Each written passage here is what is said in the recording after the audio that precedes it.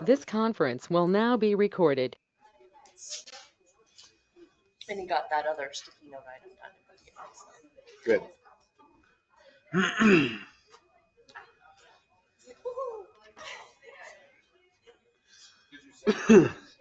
Do you want to give that update then? There is no. The update is there is no update. Do we have, just out of curiosity, like the 4 questions that he asked? Is that, I mean, I don't know. Is it something that we need to let everybody know what the 4 questions are that we're asking?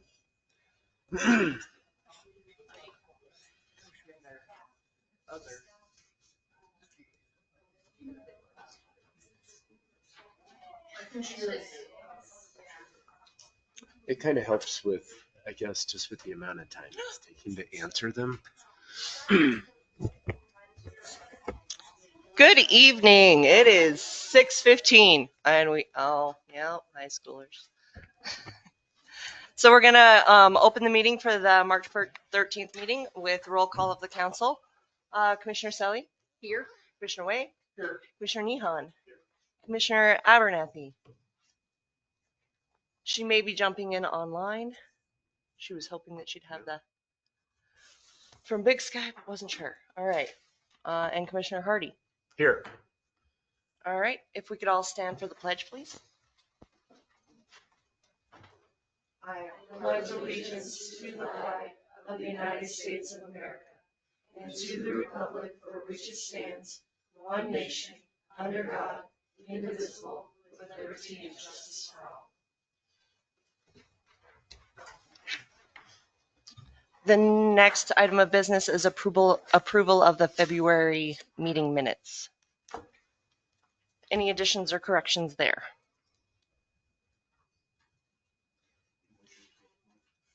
Second. Any additions, corrections, comments? All right. Sally? Okay. Calling the vote. Calling the vote. A.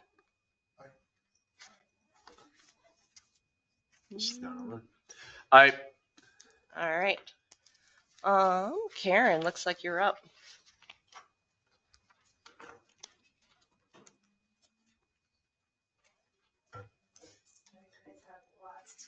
I'll make this quick.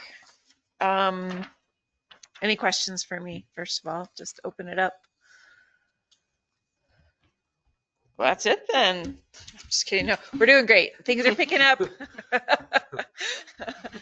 Things are picking up. Yeah, springtime, the good weather brings people out. We have a pretty large lineup we've had a great month in March. We're going to finish out strong. April picking up. A couple of things you probably saw in the paper. We have a new mural going with a really talented local artist. We're going to have the preschoolers in to finish it off next week. It'll be super fun. We hosted the 5th grade classes, and just as I know you all know, we had them to celebrate Read Across America Week, and I just want to say they were creative and thoughtful and engaged, and I'm always impressed when students come to the library. It's a really fun time. I'll be gone a few days for conference next week. I'll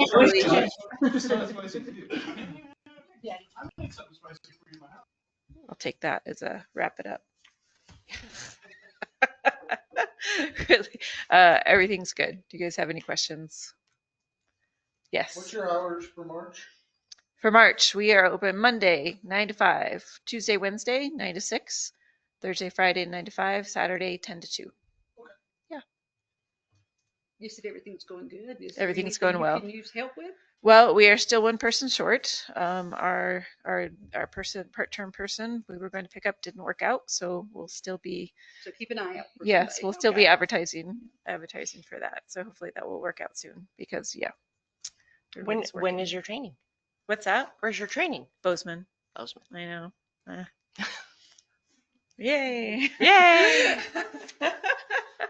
You can. They have a nice library too. It'll be great. It'll be great. Thanks, you guys. Really, anytime, come down. Yeah, if you haven't been in the library for a while, especially in the fiction stacks, taking pictures, come on in. Show you around. All right, you have law enforcement's written report. Any questions there? Public Works is written. Eric is at rural water training this week, so he's in Great Falls. He's also still looking for another position and wearing a T-shirt at conference to help fill his position. You could wear a T-shirt around too. We can make a T-shirt for you.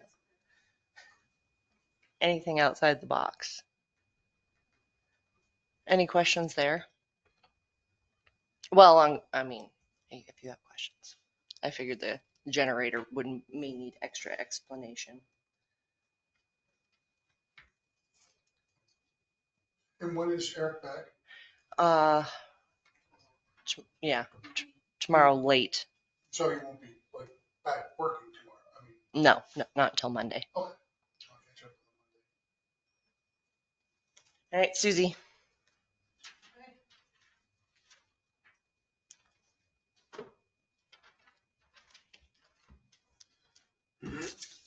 You have my written report also. A fairly quiet couple months. Did some research that took a little time, but verified that, like it says in my report, that the county was not correct. So we do have the paperwork to say that they are not in city limits. And other than that, just it's starting to pick up. I got a new permit today. It's on-site permit for a new house. Lots of questions. Got a call today from a realtor about the Granger property, which we've all been putting blinders on for, but it's going to happen sooner or later. What property's that? It's the Granger property. It's the one all the way up South Second Street that it's been annexed in for a really long time, but it's not developed. I don't even know. Do you know off the top of your head how many acres? I think there may be 20-some acres there. Yeah, it's pretty big. And those guys have approached you? A realtor has.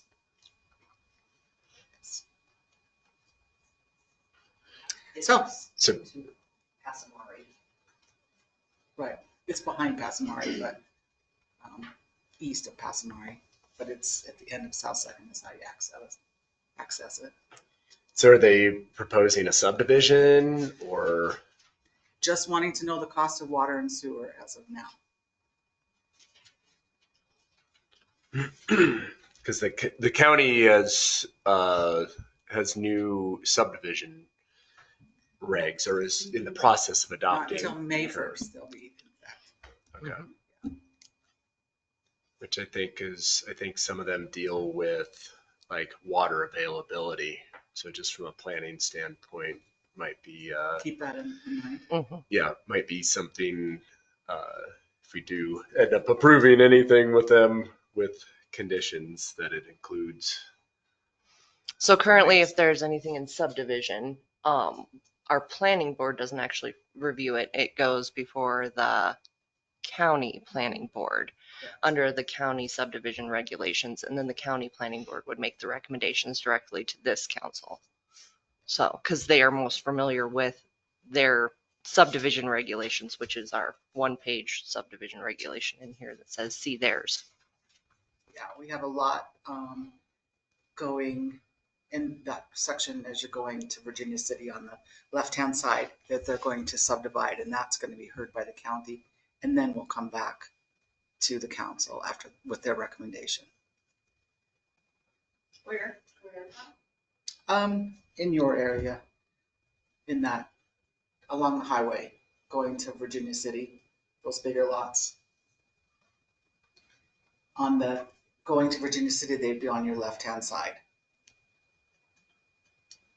Just south of the post office. Correct. Oh, between the post office and Lillian. Correct. Oh, All right, anything else for Susie? I have a question. Your So talking about city limits, you talked about the Dowd property. Where is that? Okay. So that's where Mike and Michelle Dowd live. And it was part of the original Ennis boundaries.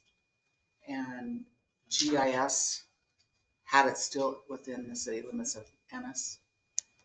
But there is paperwork, and it's on file here now that shows that it is. The commission did a resolution of exempt because it was too expensive to put in water and sewer underneath through the ditch that runs there, Morris Creek. So they're not in city limits. Yeah, maybe one more. So the D&D property, is that just from an adoption standpoint, where if you have a wholly surrounded property in town, is that parcel like where D&D's at wholly surrounded? No, but they have water, so they could be a forced annexation. Okay, that's it. But no, Cool. it's not. On your report, it says sign compliance. Is that from a complaint or is that just? A complaint, one was a complaint and one was just didn't have a permit and they put their sign up. And is there a resolution to those or is it just like in process? One of them, yes. The other one, not so much. It was opened up kind of a big can of worms and not a happy camper. So it has until the 20th to be compliant, and then it'll be dealt with individually at that point. Okay. Anything else? Are we good? Okay. All right, Ginger, you're up. Turn your mic on.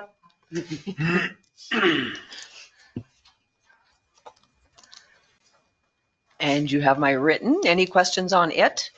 Then I have a couple other things for you.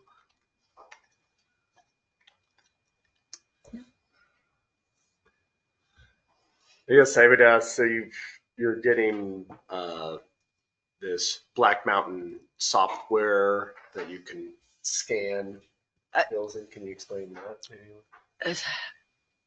They have a driver in there, so we went to them for help with it. And we tried everything possible. It has to have like a trainer module, or I can't remember exactly what John called it, but we weren't compliant, so we found a workaround. And Brenna has been able to go in and scan those in. There's just like one added step that has to be done to get that accomplished, but she has got all of last year in and current to this year, all scanned in for claims. So you can go into claims now and actually pull up the actual bill, the invoices, everything that's happened with that claim. So those are all on there. And thanks to Brenna, it's a year in the rears, and now we're up to present. So right now the workaround is working just fine. And, if we can continue to do that, which we don't see any problem with, and neither does Black Mountain, we'll just continue doing it that way. Nice. Any other Black Mountain software that you foresee us needing to purchase in the future, maybe to make? Not right now. No.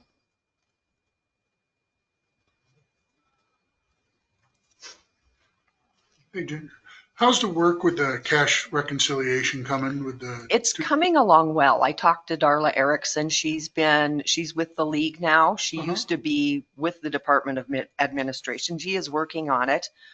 And it's coming along pretty good. She's going to send me what she has, and I haven't seen anything physically yet, Okay. but she said it's looking good. And I sent her some more information today and visited with her also on our upcoming audit. We want to make sure that year is totally complete and ready to go. So we're doing some review there. So it's coming along. Is that something you work on like every day, like I an hour a have day or once a week or? I have been working on it every day. Uh-huh. Just going in and looking at different things that she has suggested.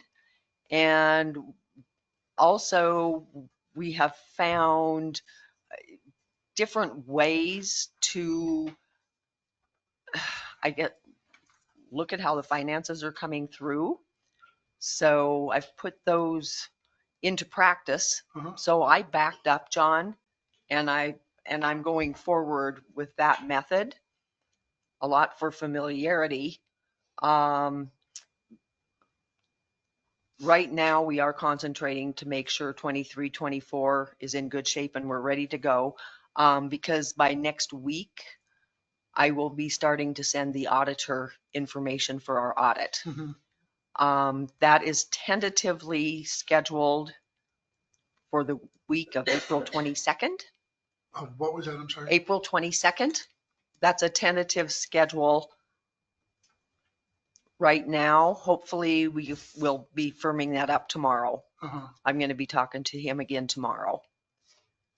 So that was one of the other things I had was I'm going to be sending audit information to the auditor starting next week.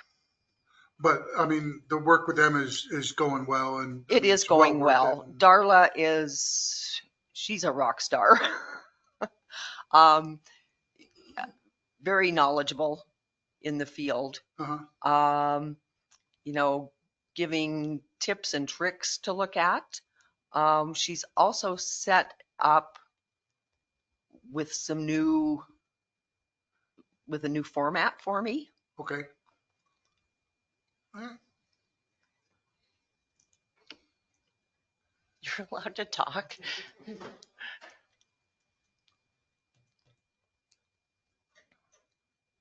My question is, I just wondered if you're doing it all online with them, are they coming here to do training? I was just wondering about Brenna. Is she gonna get trained? So the first priority is to get through the cash reconciliation to there. When I talked to Jody while I was at conference, she anticipated that once they got through the back and forth and getting the information kind of straightened out, then Darla would actually be able to come down. They were talking about Jody and Jody coming down, but it sounds like it's actually going to be Darla to come down, and they weren't sure on the time frame to actually do in Hands-on. person. Yeah. Perfect.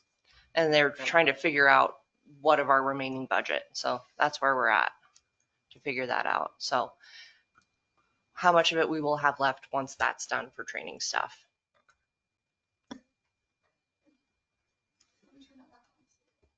No, you're good.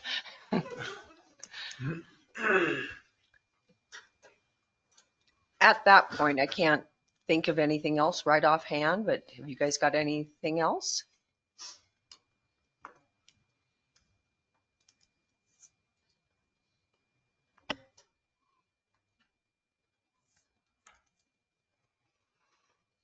All right, on to claims.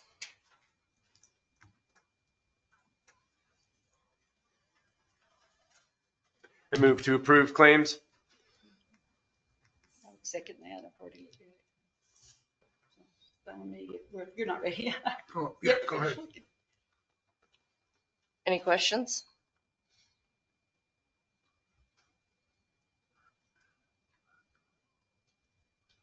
I just have one question, but I didn't highlight it.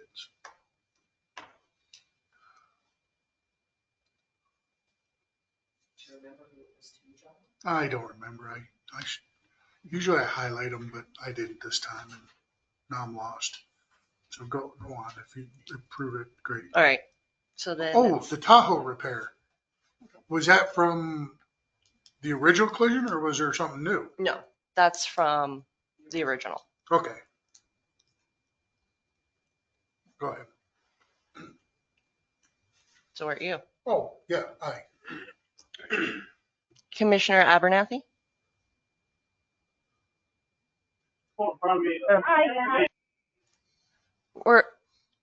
We're to approval of claims. Did she say aye?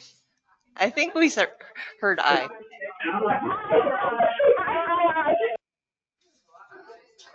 Okay. Yeah, that sounds fun. or All right. Public comment on non-agenda items. So that's the moment for anybody in the room to comment on anything not currently on the agenda.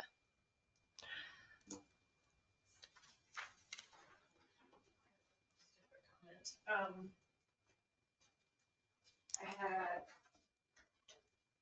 just a comment for your consideration. I had two people ask me what SLIPA was Okay. at the library. If you could consider spelling out the abbreviations, I think that would help public when they do the agenda. Thank you. Thank you.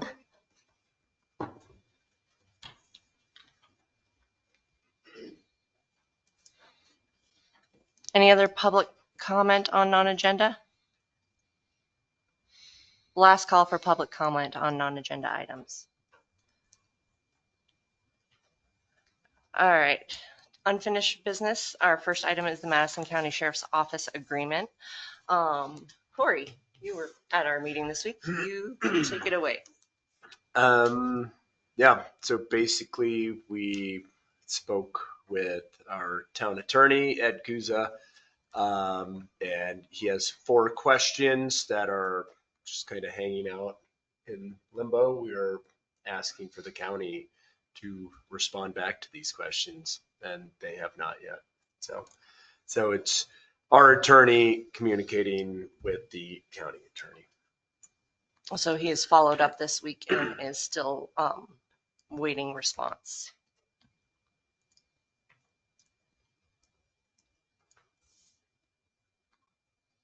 That's what we know there. IT. Jim. Good evening. Basically, I'm going to just give an overview of what we've done with IT over the past couple of months. We started by doing discovery, and discovery was calculating everything that we have for equipment that could be considered to be technology. And for people who understand technology, that can be everything from telephony to copiers to printers to laptops to cell phones to routers and modems and police cruisers, security cameras, security locks on the doors at all of the water facilities, sewer. So basically, technology covers a very wide umbrella of items and hardwares that are within the town. And we did the discovery. We did a whiteboard. We met with a technology company who was offering services, and we had a good discussion with them. After that is when we actually put together a list of things for the chief, and John Moore actually met with us on 2 occasions, and we went through all of the technologies, the security protocols, training, and a number of other things. I have a complete report that details each and every one of those different items and the things that are required to move forward. The other thing that we did was we completed an inventory that will be maintained, and for technology devices, hardwares that are in need of replacement in the future, we'll keep an inventory of that. And then we will also be doing an annual review of all technology, all things technology, and working that there will be a backup for a technology. So when we do not have someone on premise or available to be able to deal with any technology issues, that there will be a support person for that. And there'll be the person that will maintain responsibility, and the other things that really are important that we think that we probably need to enhance would be training for all the staff within the community, to help them to understand, especially all the security protocols. John Moore does attend the state police training, and there's also a training session that's available through the state of Montana through their technology division. And they also make it available for us to be able to purchase certain things. But I mean, when you really begin to think about technology, you just think about that we're using Starlink here for many of the things that we use within the town. You're using Starlink right now for your laptop. And the other carrier that we use is AT&T. AT&T provides the support for the mobile devices and for the routers that are the modems that are in the police vehicles. So there is additional information that's coming, but you'll receive that report from me tonight. And then after that, we are going to hold some meetings to put together that redundancy plan, because with technology, there needs to be redundancy, there needs to be a business continuity plan, and there also needs to be disaster recovery in case something happens. And we're finalizing what all those plans look like, and we'll have all of that documented. But realistically, we've come a long ways with, number one, the commission and the mayor understanding everything that is technology in town, and making sure that if we do have a disaster, then we do have that disaster recovery plan in place, and that we do have the redundancies in place to be able to make sure that if one side goes down, for example, I'll use AWS. Anybody who knows what AWS is, it's cloud computing. And with the cloud computing, AWS has multiple locations. And basically what happens is that when you purchase a cloud computing solution, then it has a fallover that one location is actually doing read only on all your data. The primary is actually handling all of the technology that you're using within your system. And when that system goes down, then what happens is an automatic fall over to that backup option. And that backup redundancy actually goes from a read only to actually an active environment. And when it's actually the active environment, it's doing all of the archiving of the data. And then when the full system comes back up, or the original system that it defaults over, then what it does is it recovers all of that data and it goes back into the primary mode. So typically people are using AWS, they're using Google, we're using Google right now. And the other is Azure, which is through Microsoft. And they tend to be the three primaries. And to be honest with you, it's a good thing that we do have Google as a primary. And the reason for that is that AWS is probably handling about 80% of all the data. And they're providing all the cloud, 80% of all the cloud computing in the country. And because Azure and Google actually have such a smaller part, that if AWS ever goes down, and they have multiple locations that go down, there won't be recovery, there won't be redundancy, there won't be those follow-ups that I'm talking about. With Google and with Azure, you have the ability to actually have the recovery going in the opposite direction, because the redundant would be that they would actually have an opportunity to fall into AWS if AWS is up and running. So the recovery and the redundancy and the business continuity is much better when you're dealing with either the Azure or with the Google. But I got a little bit deeper than what I wanted to. I apologize. But we will have a final plan together with what we will do for the backup for when John Moore is not available, to be able to help and make sure that all the training plans are available for how we'll be helping the office staff to be able to actually better understand the security protocols and all those other things. Thank you.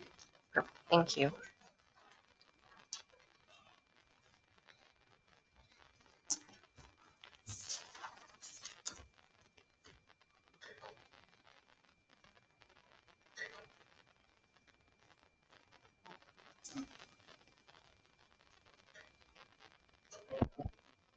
touch. Are you working, is there going to be a primary IT? Or are you going to have overlapping? You know what I'm talking about is when you have the IT in the operation, you don't have a secondary that's going to come in and mess with the primary. The primary would be the person in the operation that's constantly controlling the network. And then the backup is only there when the primary is not available. But there are protocols that they'll have to follow. The protocols are well detailed, and that's what the secondary would be working on the backup. Okay, thank you. Okay, well, thank you.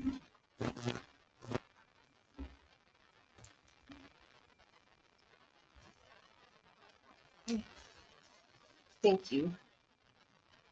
Because I was not going to get that detailed.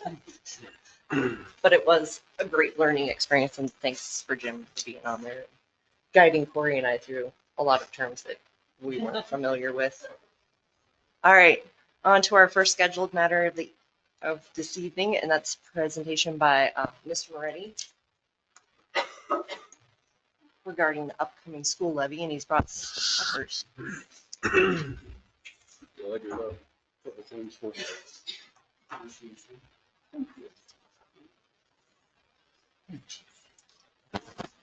you.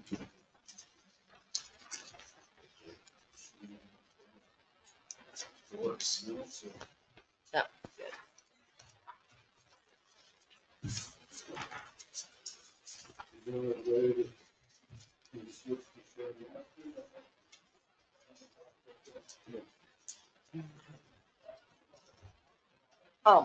That was, John said you would be able to allow him to, since he sent it.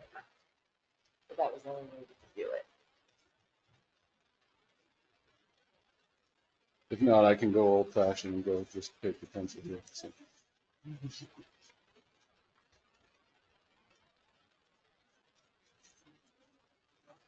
Okay.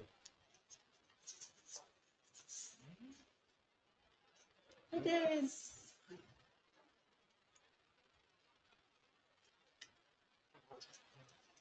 Give it a second. All right, good deal. All right. So, Mayor Hawes, commissioners, thank you for letting me come this evening and speak. My name is Jared Moretti. I am the superintendent of schools for the schools here in Ennis.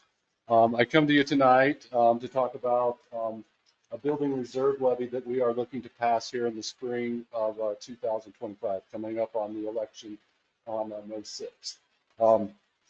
Just want to go real quick, talk a little bit about our buildings and what we're looking at. So, is that gonna? There it goes. All right. So we have worked a lot with a company called McKinstry. They have come in. They've done a complete evaluation of our building and what we're looking at and those types of things. So we have some items that are in very need of critical repair. The first item you can see up there is that we're looking at a new roof. That roof is approximately about $1.4 million to replace the roof over the older part of our building. I should back up. When you go into our building or you drive by our building, it looks great and it looks marvelous and it is a nice school. However, if you go down into the basement and start looking at the boilers, if you get up on the roof and start looking at those types of things, you will see that we have quite a few issues that we're dealing with. When we worked with McKinstry, they talked a lot about, the bones and stuff of the building are in really good shape. But the lungs and the heart are in desperate need of some maintenance and some upgrading. And so that's what we're looking at. And the first one up there is the roof. In addition, we have some boilers. I don't know if you heard around or anything like that, but when we got real cold this winter, we had some of our classrooms that were at 45 degrees. Our boilers were not running. It was hard we don't have the control systems to control them. And so sometimes we would adjust too much and we would have classrooms then that would go up to 90 degrees. And so we really need to work to get the controls set up in the building so that we're not having those fluctuations in temperatures. We need water softening systems. We have systems where our pipes and the boilers have built up of materials simply because we have very hard water around here, as I'm sure all of you are aware of. We need to have, and because of that too, we need to have some water heaters replaced. We have some server room, easy for me to say, server room condensing units. Those are basically air conditioners for our server rooms. We just talked a little bit about IT, and you get those server rooms, they put off a lot of heat. And in order to keep them running, we have to have the coolers to enable to do that. Glycol is once again for our boilers, so that the water, we have a hot water system. That system circulates throughout the entire building. Glycol helps so that system doesn't freeze up. So we're looking at a year one cost of about $1.75 million, $1.725 million to repair all of those and bring those up to maintenance. Yes, sir. So I'm just looking around the county. I Mhm. see basically, I feel like every other school has solar panels. Mhm. And I'm just curious if the school has actually checked into that. I know it was not on the former architectural presentation in the past, but just curious if that is something you guys have looked at, or as far as like if you do a repair on the roof, will it be able to receive that in the future if it's something that we do need to do? Yes, actually, we have looked at that. We've looked at grants as far as that goes. When we do put the new roof on, that is one of the aspects that we're going to want to be able to do in the future. We are kind of looking at some long-range planning also, and so just exactly, what we're going to do over here and how that's going to look if we get into the future and we want to put solar panels on that, we will be able to. But right now, we're not looking at that right now, mainly because of the cost with that. There are some grants and those types of things. A lot of those have grandfathered. They were with some of that COVID money and stuff like that. There's not near the incentives that are put out by the federal government. And so it is a fairly large initial capital outlay to get that and get those put on. And then it's a long time before you actually start to see and realize the savings from that. But we have talked with McKinstry, and that would be something, looking long term, that we would definitely like to do with our buildings. And before you get into solar panels and those other things, you need to have a healthy building. Yep. I built a $120 million high school. I built a $90 million high school. I've done renovations on older buildings like this. When you're working on older buildings like this, it becomes much more of a challenge, especially with the heating systems. And realistically, what you're hoping to do, I imagine, is get the heating system so that they're working off technology programs, Mhm. and you're able to establish throughout the building all the zones and be Right. able to set the temperatures. Right. You're able to do the same thing with water, with Mhm. water hardening and all of that. You'll be able to run it all off one simple technology solution. So I Yep. imagine that's what you're looking at, but this is interesting. Yeah. And I hope Okay. maybe sometime in the future to be able to have conversations about some of the projects that we've been able to build and buildings that we've been able to make healthy again. There's Cool. a program that was started back in the late 90s that was called Tools for Schools, Mhm. and it was about making school buildings healthy. So Yeah. I think that would be good. Another aspect that I was going to say, you'll see a little bit later on here, we need to upgrade a lot of our electrical panels.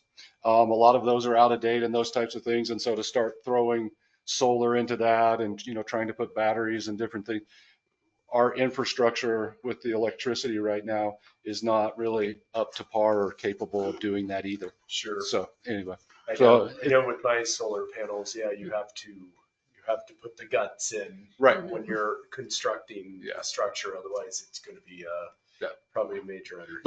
But we've looked at that. We've looked at some cost savings or some energy savings as far as all of that goes. So year one, you can see it. We're at 1.725 million. Year two, we look at our HVAC, which is the movement of air. We actually need to do some upgrades with our fire alarms and those types of things. It's a little interesting that if the fire alarm, I know our building is all one building, but if the fire alarms go off in the elementary building, we have no clue in the high school. They are actually not connected. And so that's a little bit of a concern and something that we need to address with all of that. Do you know the last time that the ventilation system was balanced? In the high school, Yeah. in our building, we've tried to go back and look at records and tried to find stuff and those types of things, and it's been very spotty and very we just don't have a whole lot of maintenance records and those types of things. So I really don't know. I'm sorry. You don't have as-built for the building as well? We do have as-built, yeah, Okay. 1972, I believe. So I mean, they're like over 50 years old with all of that. Any But, attempt to upgrade them and update them, and mhm. would that be part of this? Yeah, that's this. Yeah, that would be in the second year here that we're looking at. Some additional water heaters, LED lighting, once again for energy savings and those types of things. Just some exhaust fans and some various heaters that are throughout the buildings that have reached their end of life. That comes out to about 1.765 million. So what we were asking, well, we have some additional needs. So we're asking for a $3.5 million levy over 2 years. So you can see that in the first year, we would get 1.75. That's half of that. The next year, we're going to get another 1.75 to take care of year 2. So for the years after that, for years 3 and 4, here are some of the additional needs that we've have in our building. I didn't put costs with those because most of these are going to be 2 years out. And so trying to get costs and those types of things wouldn't have been really accurate at that time. But working with McKintry, we're probably right around in that $3 million range or somewhere around in there to get all of these taken care of. Okay. Any questions about that? All right. So once again, we are asking for a $3.5 million levy for 2 years, which is a total of $7 million. The first year, you can see we had those costs of 1.75 to cover the cost of the first 2 years, and then 3.5 to cover those additional costs for the next 2 years. I want to emphasize that this is a building reserve levy. It can only be used for maintenance, capital construction, or improvements of our building. We can't use it for anything else. We cannot use it for salaries. We cannot use it for technology. We cannot use it for textbooks. It has to strictly go to the building. And that's exactly where it would go. It would go exactly to those items that we listed or that I listed previously. So Does the state have any matching funds right now, or? they do not. We get a little bit of funds from them for some of our building maintenance and stuff like that, but not for any sort of capital construction or capital repairs. There is a bill in the legislature where we might get a little bit more, but it's still nowhere near what we would need here. It's about $60,000 a year. And just out of curiosity, and this is reaching for the stars, so don't don't expect too much out of it. But there are school systems throughout the country that have approached large corporations like Microsoft and others, and promote them through the school program, and that they do simple things like asking that the gymnasium be named after them, and that they're able to showcase that throughout their portfolio throughout the country. Yeah. I will say we haven't pursued any of that with regards to this, but I mean, we look at all options and consider all options, but well, if you don't mind, I'm just going to maybe do a little exploration for you. Hey, that'd be great. I would appreciate that. So yeah, so we're looking at 3.5 million for 2 years. That would be a total of $7 million. So what this would cost the taxpayers at our current valuation, well, that would be 10.63 mils. That would be a tax increase on a house that has a valuation of $300,000. That would be $43 a year, or about $3.50, $3.60 a month in addition. So for a house that's double that, 600,000, you'd be looking at about $86 a year, or a little over $7 a month to pay for this levy over the 2-year period. Can I interject something right there? Absolutely. Thank you. That's at our county's current taxable value for your homes. We are in a new reassessment year. You guys can look around our county and see all the billing that's been done over the last 2 years. Clearly, it's expected our taxable value will go up, which actually means that our taxes go down. So the amounts that you're seeing are at our current taxable value. As that taxable value gets up and the money gets spread amongst more places, these dollars actually go down. Would that be the option for waivers for people who are in Yes, hardship? You have Yep. PTAP, you have the med Yep, assistance, just all confirming the that stuff they're with gonna be DOR. part of it. Yep. Perfect, thank you. No, you're great. Thank you. Thank you, Amanda. I appreciate it. Amanda has graciously volunteered. We've set up a little bit of a community committee to help promote. We as a school district actually can't promote. I am here just providing information for you. She's going to be our cheerleader out in front and help to promote and get this passed. So the one thing I do want to emphasize also, though, with the levies and the taxes and stuff like that, we are required by law to levy money, dollars. So we levy $3.5 million. Okay. Our current valuation is $329,000. So that's that 10.63 levies. As Amanda mentioned, if our valuation goes up, if it goes up to 350, very easy math. Now your mills drop down to 10. That means your taxes drop. That means you're paying less each year as that goes. So it's not going to be 10 mills and 10 mills is now worth this and now worth this. And no, we 3.5 million and then your taxes actually go the other way as the valuation goes up. Huh? The current situation that we're in, we do not have any building reserve funds currently within the district. And so for this first part, in order to get the roof done, our roof is at a critical junction. It is on the verge of failure. We have to get that done this summer. If we pass the levies, none of that money is going to start flowing into us until the fall. And so we're going to have to take out a loan for this summer in order to get that roof complete. We've been working with local banks, local institutions here to run that loan and try and keep the money within Ennis here. We're looking to take out a $1.5 million loan to complete that roof. You saw before it was about 1.44, so give us a little bit, maybe, hopefully it won't cost more than that, but give us a little bit if we need to there.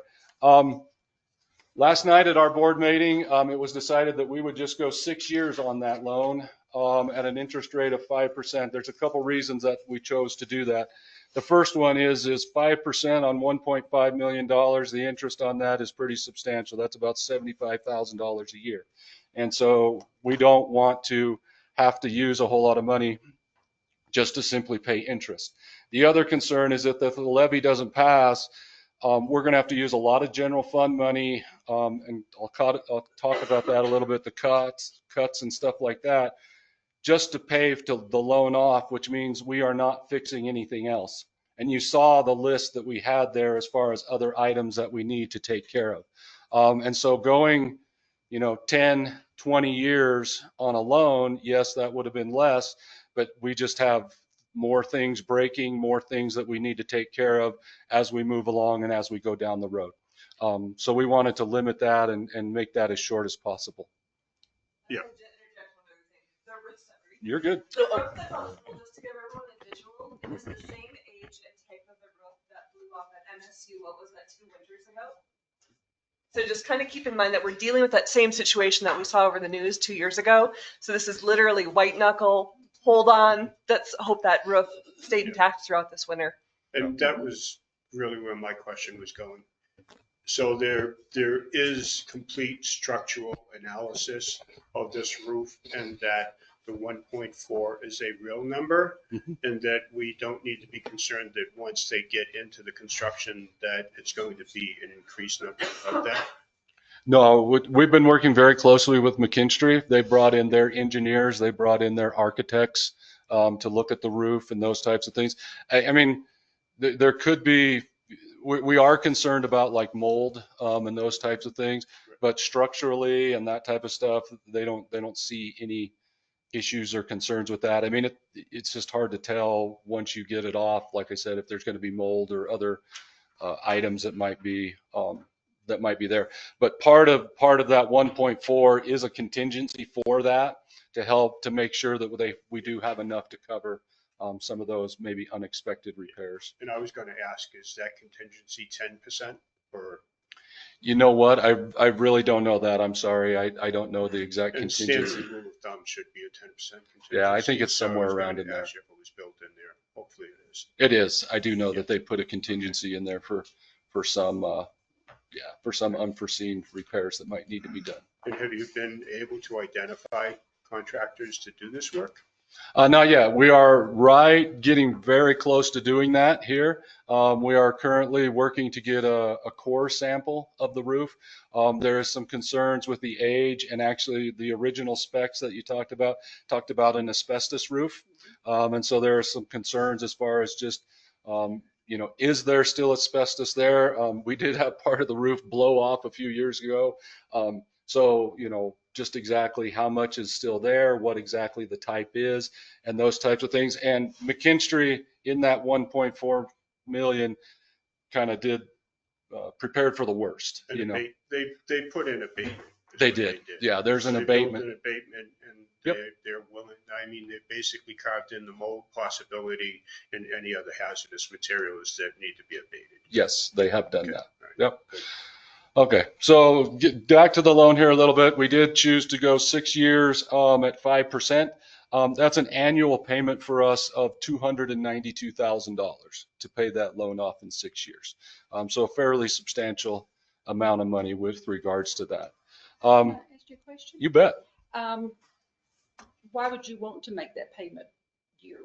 I'm just curious, is it set up that way with the school to do it that way? Because you're talking about a lot of interest that occurs every day, on it. Then I might have a couple ways to help you with that. Okay. I'm used to paying off a 30-year mortgage in 7 years, but I paid it daily. Mhm. So there is other options there on that. So I was just curious. We actually would look to, we were actually looking to pay it more quarterly. That's good. Yeah, that would be something I'd probably have to look a little bit. I know Ginger Martello, our business manager, has been working on this very closely and working very close with the bank downtown as far as that goes. Some of that has to do with how we get our funds, Yeah, there's more to it. Yeah, we than don't- a simple, but we just don't get all of our funds, right up front. The state gives us our funds as we move along throughout the year. So it's kind of, when we have some of that money Yeah. available. Well, and- I just and know those that type- you'd want to save any interest that you can, and it goes to Absolutely. our children. And so, hey, if we can save it, let's save it. I absolutely agree. So realizing that, like I said, if the levy doesn't pass, we are looking close to having to pay $300,000 a year as far as repaying that loan. And so we have looked, and we put a lot of stuff on the table as far as that goes, looking at all of our programs and those types of things. So this just kind of gives you an idea of some of the programs that we look at, or some of the programs that we have, that we put on the table to see, how are we going to come up with that $300,000? We sat down a little bit as an admin team, as a district leadership team, and have a little bit of a proposal or a little bit of an idea to consider. This is definitely by no means final, but we put this out there not as a threat or not to scare people, but this is the reality of some of the things that we have to look at. We have to make some tough decisions. Some of the things that we do that I think are really good for kids, but if we don't have a place to put them, if that place is not safe, if we can't heat it, and those types of things, then we have to outweigh, just exactly what we need to do.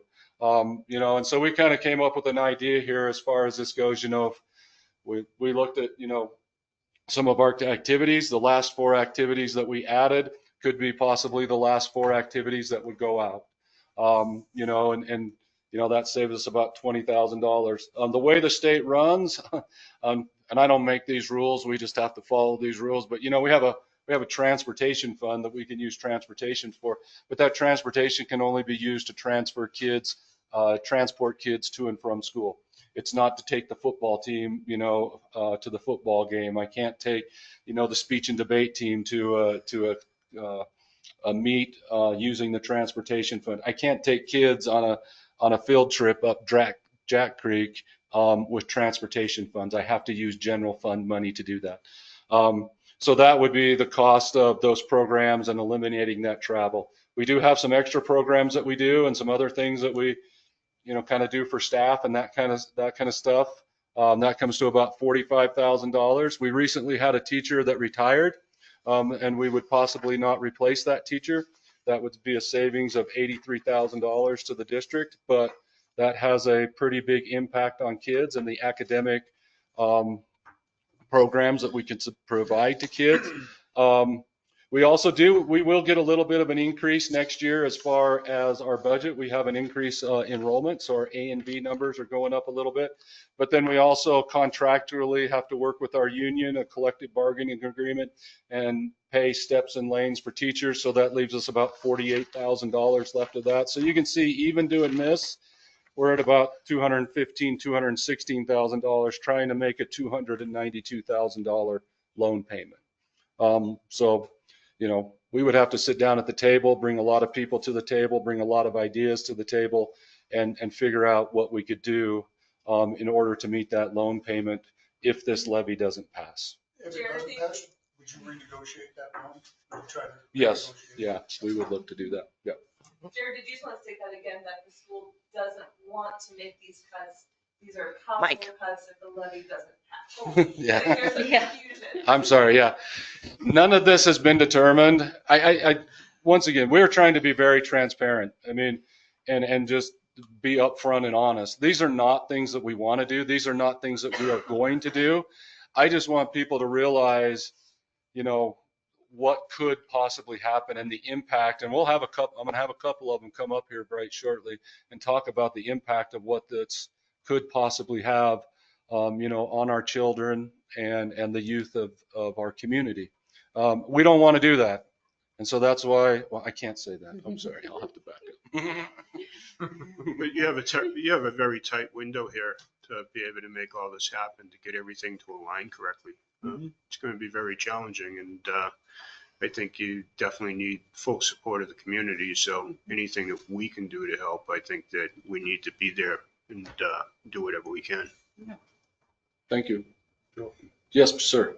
Yeah, I guess I'd ask what your instructions to us would be as far as community engagement. Right now, our average age of our residents in Ennis is 56. I think he just points at somebody. I'm going to interject because Mr. Moretti is here to provide information. As far as instructions to a community, what he is providing is informationally only. Right. I am happy to touch base with all of you when we get a good solid plan of clear communication. I know that you guys are lovely supporters and what we can do to advocate for our schools, but Mr. Moretti is here for informational purposes. Yeah, I know. I think I want to be very transparent, though. I mean, we are asking for that's a sizable amount of money, and we understand that, and we are committed, and we are very responsible and good stewards of taxpayer money and community money. We're not asking to, build a Taj Mahal over there. We're not asking to put in a turf football field or something like that. We're asking to bring our building up to where it needs to be so that our kids can be safe and so that we can provide the optimal educational environment so that our kids can learn. That's all we're asking for. Safe and healthy learning. That's all we want. Nothing should be short of that. Right. And so everything on there that's why we want to be transparent with that. Yes, ma'am. I'm sure I won't be the only one to ask this, but you mentioned that there's not current funds there's no savings. So what's the plan for that? So this doesn't happen in another 10 years that you have to get a 2-year levy. Is that something that the board is working to put into place? So once we'll probably have to come back to the taxpayers again, once we get these initial concerns and initial needs taken care of. But what we're running into is when we look at and when we start the budget, if you look back, we run about $360 to close to $400,000 a year in annual maintenance. That's still a good chunk of money, but that's not $1.75 million. Okay. And so the idea is to take all of this and get it all taken care of and get it back to the maintenance level where we need to be. We're not there right now. You can go down into the high school. We have 3 boilers. I got one boiler that has parts all over the place because the heat exchanger went out. And we've got other issues in that. The other one is sitting there flashing error codes because it doesn't have the proper controls and updates that it needs to be able to function properly. So I've got 2 out of 3 boilers that are sitting there, that makes it a little dicey when it gets, 20 below and stuff out here. But this money allows us then to get all 3 of those up and operating where they need to be, up to that maintenance level. And then we can now come in with our maintenance money at a much lower cost to everybody, and maintain those and keep those running efficiently and keep those online so that we can take care of things. So that's the idea. That's the plan. That's what we're trying to do. Do you feel that it's been neglect over the years? Is that why it's where it's at? You said maintenance records weren't there, and not to point the finger at a person, but Yeah. is that why it's? I got here in July. Yeah. I'm gonna take the PC. I'm not really a politician, but I mean, like I said, I don't think there's anybody to blame. I don't think there's anything along those lines. Some things didn't happen, and those types of things, and they didn't happen, and so we are paying the price for some of that now. But we're getting, working really with McKinstry has been they've been very, very helpful. They have a lot of knowledge. They've worked with other school districts in Montana, other school districts in the Intermountain West here and stuff like that. So they have been very helpful in coming in and saying, hey, this is what you need to do to get this up to where it needs to be. And now here's the plan that we'll put in place to maintain and keep that properly running, and so that we don't run into these problems again. So yeah, we've worked. Do you mind if I say something? I promise I will be a lot more quieter for those of you who know me. There was somebody who said something when we were looking at this project, and they said, imagine you don't have money to get oil changes in your car. You just don't have the money. Schools are highly underfunded, so you stop getting oil changes and you stop getting oil changes, and pretty soon you need a new engine. And unfortunately, that's where we're at. When we had the last failed bond, I think we heard pretty clearly from the community, they didn't want to build something new. They wanted to preserve what we had. And so that's why Mr. Marty keeps talking about this McKinstry partnership. When that failed, I think they did a great job of taking a step back. Let's look at what we have. And they hired this company, McKinstry, to come in, just as you mentioned, to do a full-on facility assessment. Our admin is not engineers. They aren't architects. That is not their ordinary line of business. So they brought in the right partner who's going to be a great partner for the school, has those protocols in there to cap out, not have cost overruns, or if stuff comes in under budget, that money is going to go directly back to the pockets to benefit our students in our building. Yes, sir. Do you think it's going to be a hard sell not knowing what's going on with the Big Sky money? Yeah. To be honest, this is a 2-year levy. We're not asking for a 20-year levy. Right now, SB 260 is still an amendment phase. From what we will know by the time of the election whether or not the school portion is carved out of SB 260. It looks like that's the way that it's headed. But we are just talking here about a 2-year levy. We're not talking about 20 years. Any change that would have happened with SB 260 would probably be 2 years to implement anyway. Yes, sir. That was ultimately going to be my question. I would like to see, it's not done yet. I would like to see what those numbers are how they're going to be affected by SB 260 if Big Sky is not in our school district any longer. How that would affect. Well, I'll step out here a little bit. So I've been working very close. That's a huge issue, and that's a huge concern as far as that goes. I've been working really closely actually with Lance Melton, who's the executive director for MTSBA, the Montana School Boards Association.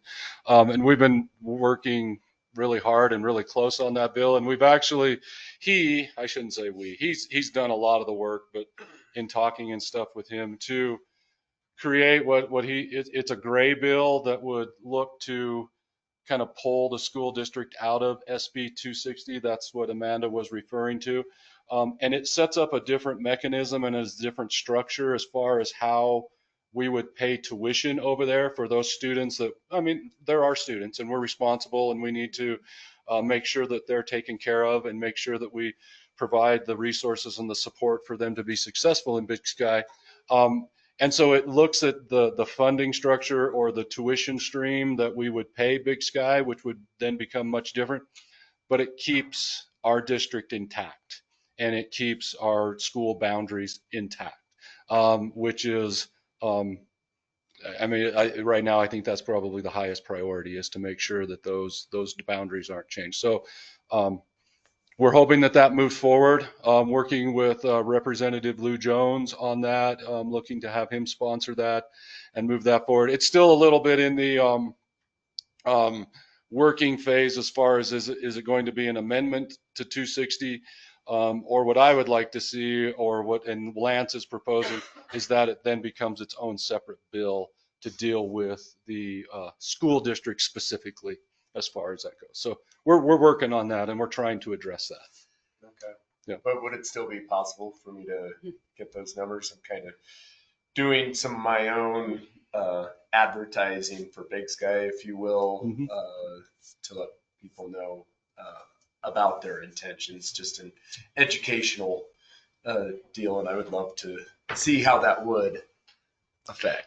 Well, I mean, I went up and testified up there, and when we did our analysis and looked at that, it would raise taxes here by tenfold, if they were to pull out. I do know one part of the bill that we're looking at, or the amendment that we would have to Senate Bill 260, would be a phased approach. And so if for some reason Big Sky was able to annex that portion, out of their school district, it's not going to be a cliff to fall on. There would be 4 to 5 years, depending on what they decide on, where that would gradually come down and be, I mean, I guess a little bit of a softer landing. I mean, it's still not going to be a very nice landing, but it's not all at once. So. Is the pension system fully funded? For the state of Montana, or Yes. for teachers? Yeah. As far as I know, that one I'm a little. Right. Yeah. I know we have to pay. I mean, we pay our portion You of have an retirement. obligation, and that's what I'm curious about. Yeah, we have an obligation to pay retirement for both our certified and classified staff. So our certified teachers, and then our maintenance, custodial, bus drivers, kitchen help, all of those people that are hourly. We have retirement funds that we pay all of that into. Okay, thank you.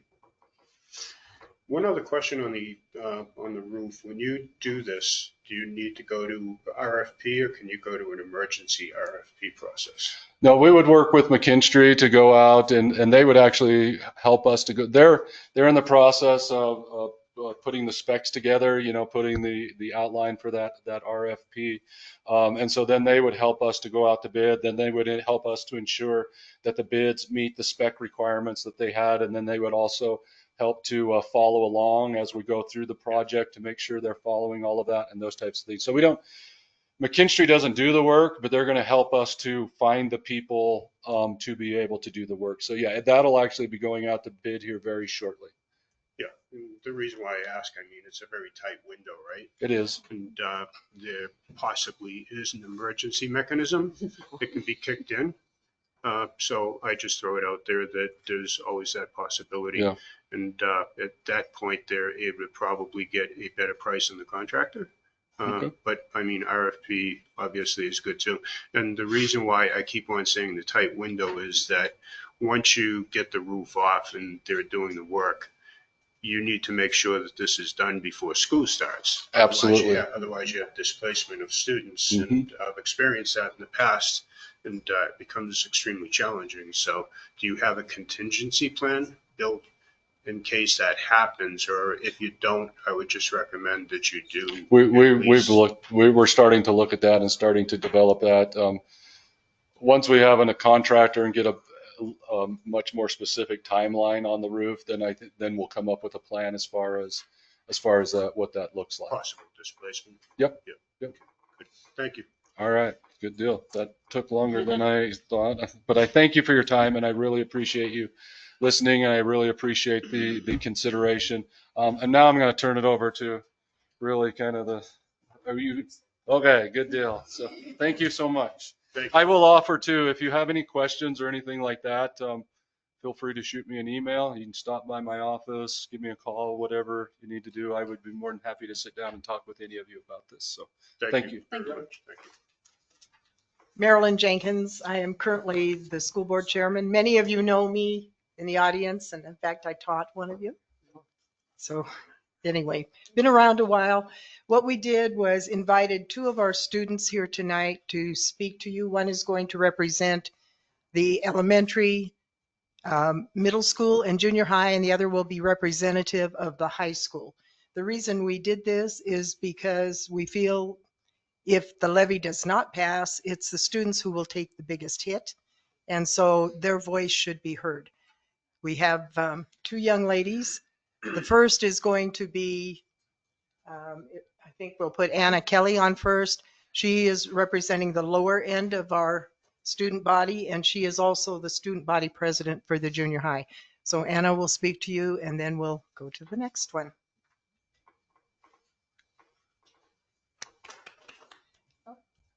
Hi. First off, I would like to testify to the cold classrooms. It's definitely a little rough out there, but yeah, anyways. My name is Anna Kelly, and I'm in 8th grade in Ennis Junior High. I've gone to Ennis schools for 9 years, and I've appreciated all the teachers and faculty members that have helped with my success along the way. My parents, who are business members of the community, have always appreciated the education that both my brothers and I have received. It started with my oldest brother, Bo, who graduated in 2022 as valedictorian. He was very involved in extracurricular activities, and I worry that I won't have the same opportunities for success, such as the smaller class sizes, which helps the teachers work with us one-on-one, or the extracurriculars that are offered to us. If the school is forced to cut back on essential service, I fear it will affect not only the teachers and faculty, but also the students as well. I believe that the community should support this levy because a healthy school contributes to a healthy and happy community. Thank you for your consideration, and do you have any questions? No, completely So you're agree with the everything you said. president? Yeah. Good That's job. wonderful. Thank you. Good job. Yes. Thank you. Great. Thank you, Anna. And our next speaker is going to be Izzy Haas. I will point out that for the last 3 years, she has been a state finalist competitor in speech, drama, and debate. So these two young ladies, I had the opportunity, and I should say probably the privilege of watching in presentations before, and that's why they were chosen tonight. Izzy? Hi, I'm Isabel Haas, and I've been attending Ennis schools for 12 years. Throughout my time in Ennis schools, I've discovered countless things I truly appreciate about the school and the people in it.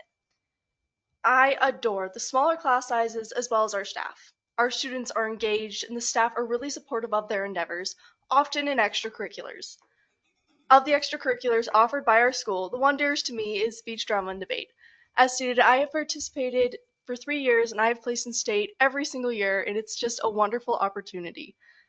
However, this potential budget cut to cover school maintenance costs could have a significant impact on my education and the experience of every student in Ennis schools. I believe that teacher classroom salaries and the extracurriculars offered by our school will likely lose funding first, particularly less socially popular extracurriculars in sports, such as, speech and cross country, wrestling, things of that nature. I really encourage students to seek out extracurriculars that offer opportunities for personal growth, but this funding limitations could restrict these opportunities for students and overall just take away from this high school experience. Additionally, I believe we should look to the community for support. We have an amazing community here that really cares for the student body, and I believe we could, in the end, just lean on them for anything. We have a phenomenal community that just really cares. Ultimately, I just ask that we consider the long-term effects of these decisions on the students, the teachers, and just the future of Ennis schools. Thank you.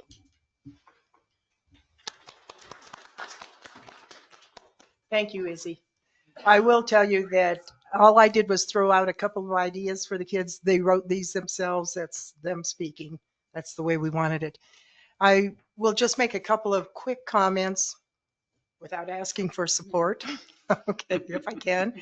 All of my children graduated from the school here, my 4 children, And because this community is so good with generosity, with support, with everything that they do for them, they have come back like many others do to the community to do the same for the future generations. And I think that is very key for us to remember, that what the school provides sometimes is more than just an education.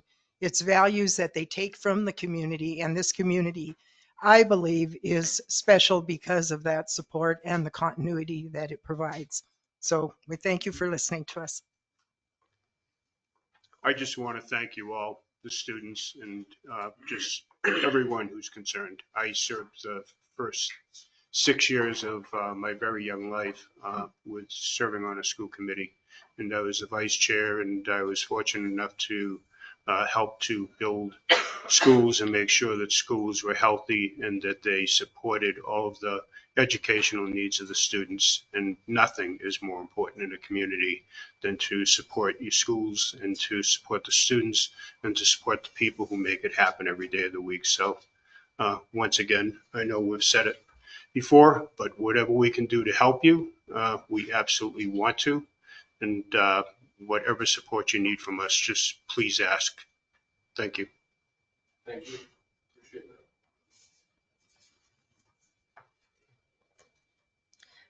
that. Yeah, you said all of it. Yeah, you said all of it. Ditto, yeah. No, What you said. it's just, did a fantastic job. Yeah. And great job advocating. And if you continue that, there's no problems there. I can see that.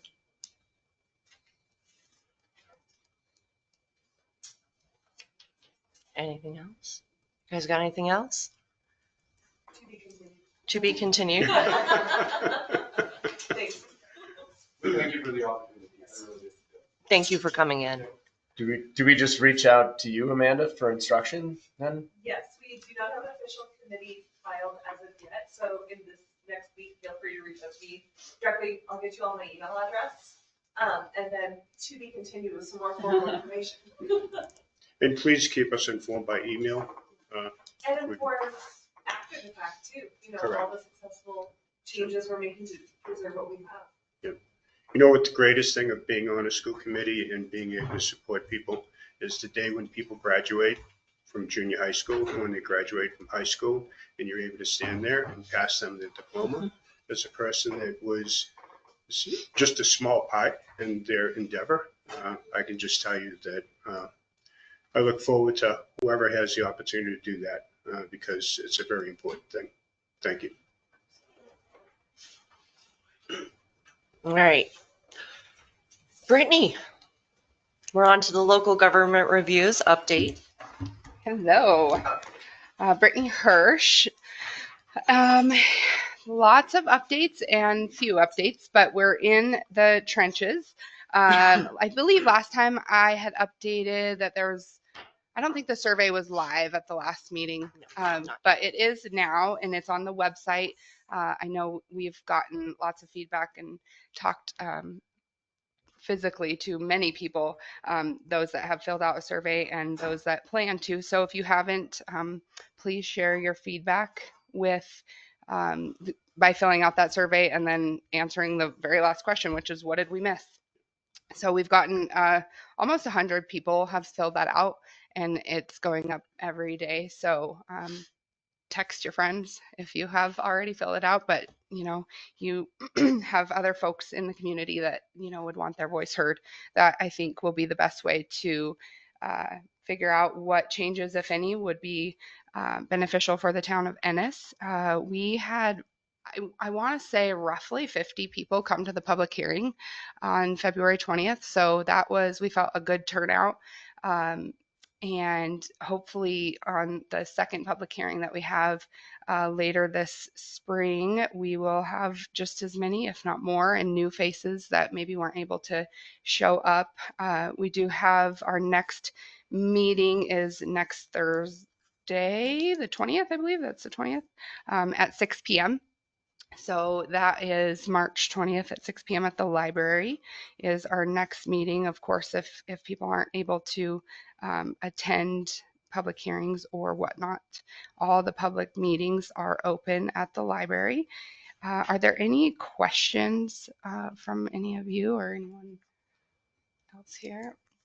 Maybe Oh. just a comment. Oh. Yeah. I did the survey the other day. I'm sorry that I missed your meeting. I thought I was going to be out of state. But I did as much discovery as I could about the presentation that you did. And I would just encourage everyone to go on and fill out the survey. If you do social networking, if you do all of that, stop it for 1 minute, do the survey, and get the feedback to the community, because this is a very important endeavor. And I've watched these types of missions, for lack of a better way of saying it, go sideways because people don't do their due diligence and make sure that they're staying informed, and they vote the wrong way. And the wrong way sometimes can lead to the complete destruction of the really great community. So Sometimes voting the wrong way is just not voting at all or not being informed. So I think, yeah, tell your friends, tell your family, because it is important that we hear from more than 100 people. I think that's a good 10%? number to have on a survey. I mean, what do you expect? 2%. So that's a lot more than 2%. But 100 people isn't enough to, make sure that we're hearing all of the voices that, and this will impact. I don't remember. Is there a way to identify the demographic on there? We didn't ask for any of that information. Yeah. I didn't No. think so. And we opted also to not ask for emails either, because some people prefer to be anonymous. And so people could fill it out more than once, which it's pretty obvious some people have.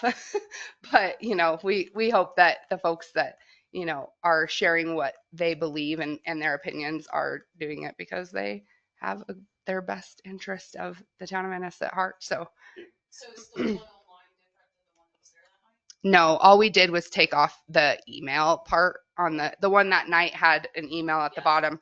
We just took that off because it was, if it wasn't getting filled out, then it was kind of bumping everything else down. So we just removed that.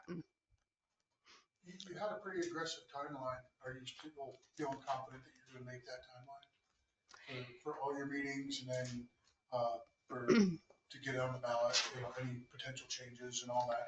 Yeah, I mean, we're on trend we haven't missed any, important deadlines or anything like that. Our timeline was published in the paper, not this week, but last week, which was a requirement. And I don't see why we wouldn't. I think, it's a pro and a con that the county is also doing this.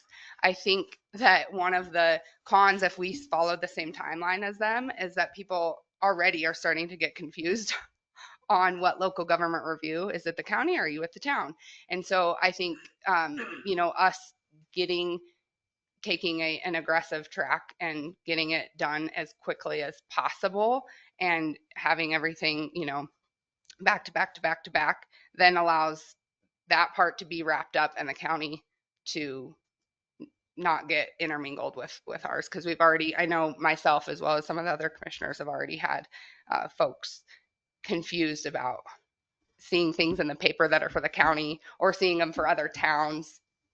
So yeah, I don't see any issues with our timeline as of now. Our plan, so we did pick a survey end date, which will be the end of March. So we'll close the survey at the end of this month, just so that we can have time to review all the results completely.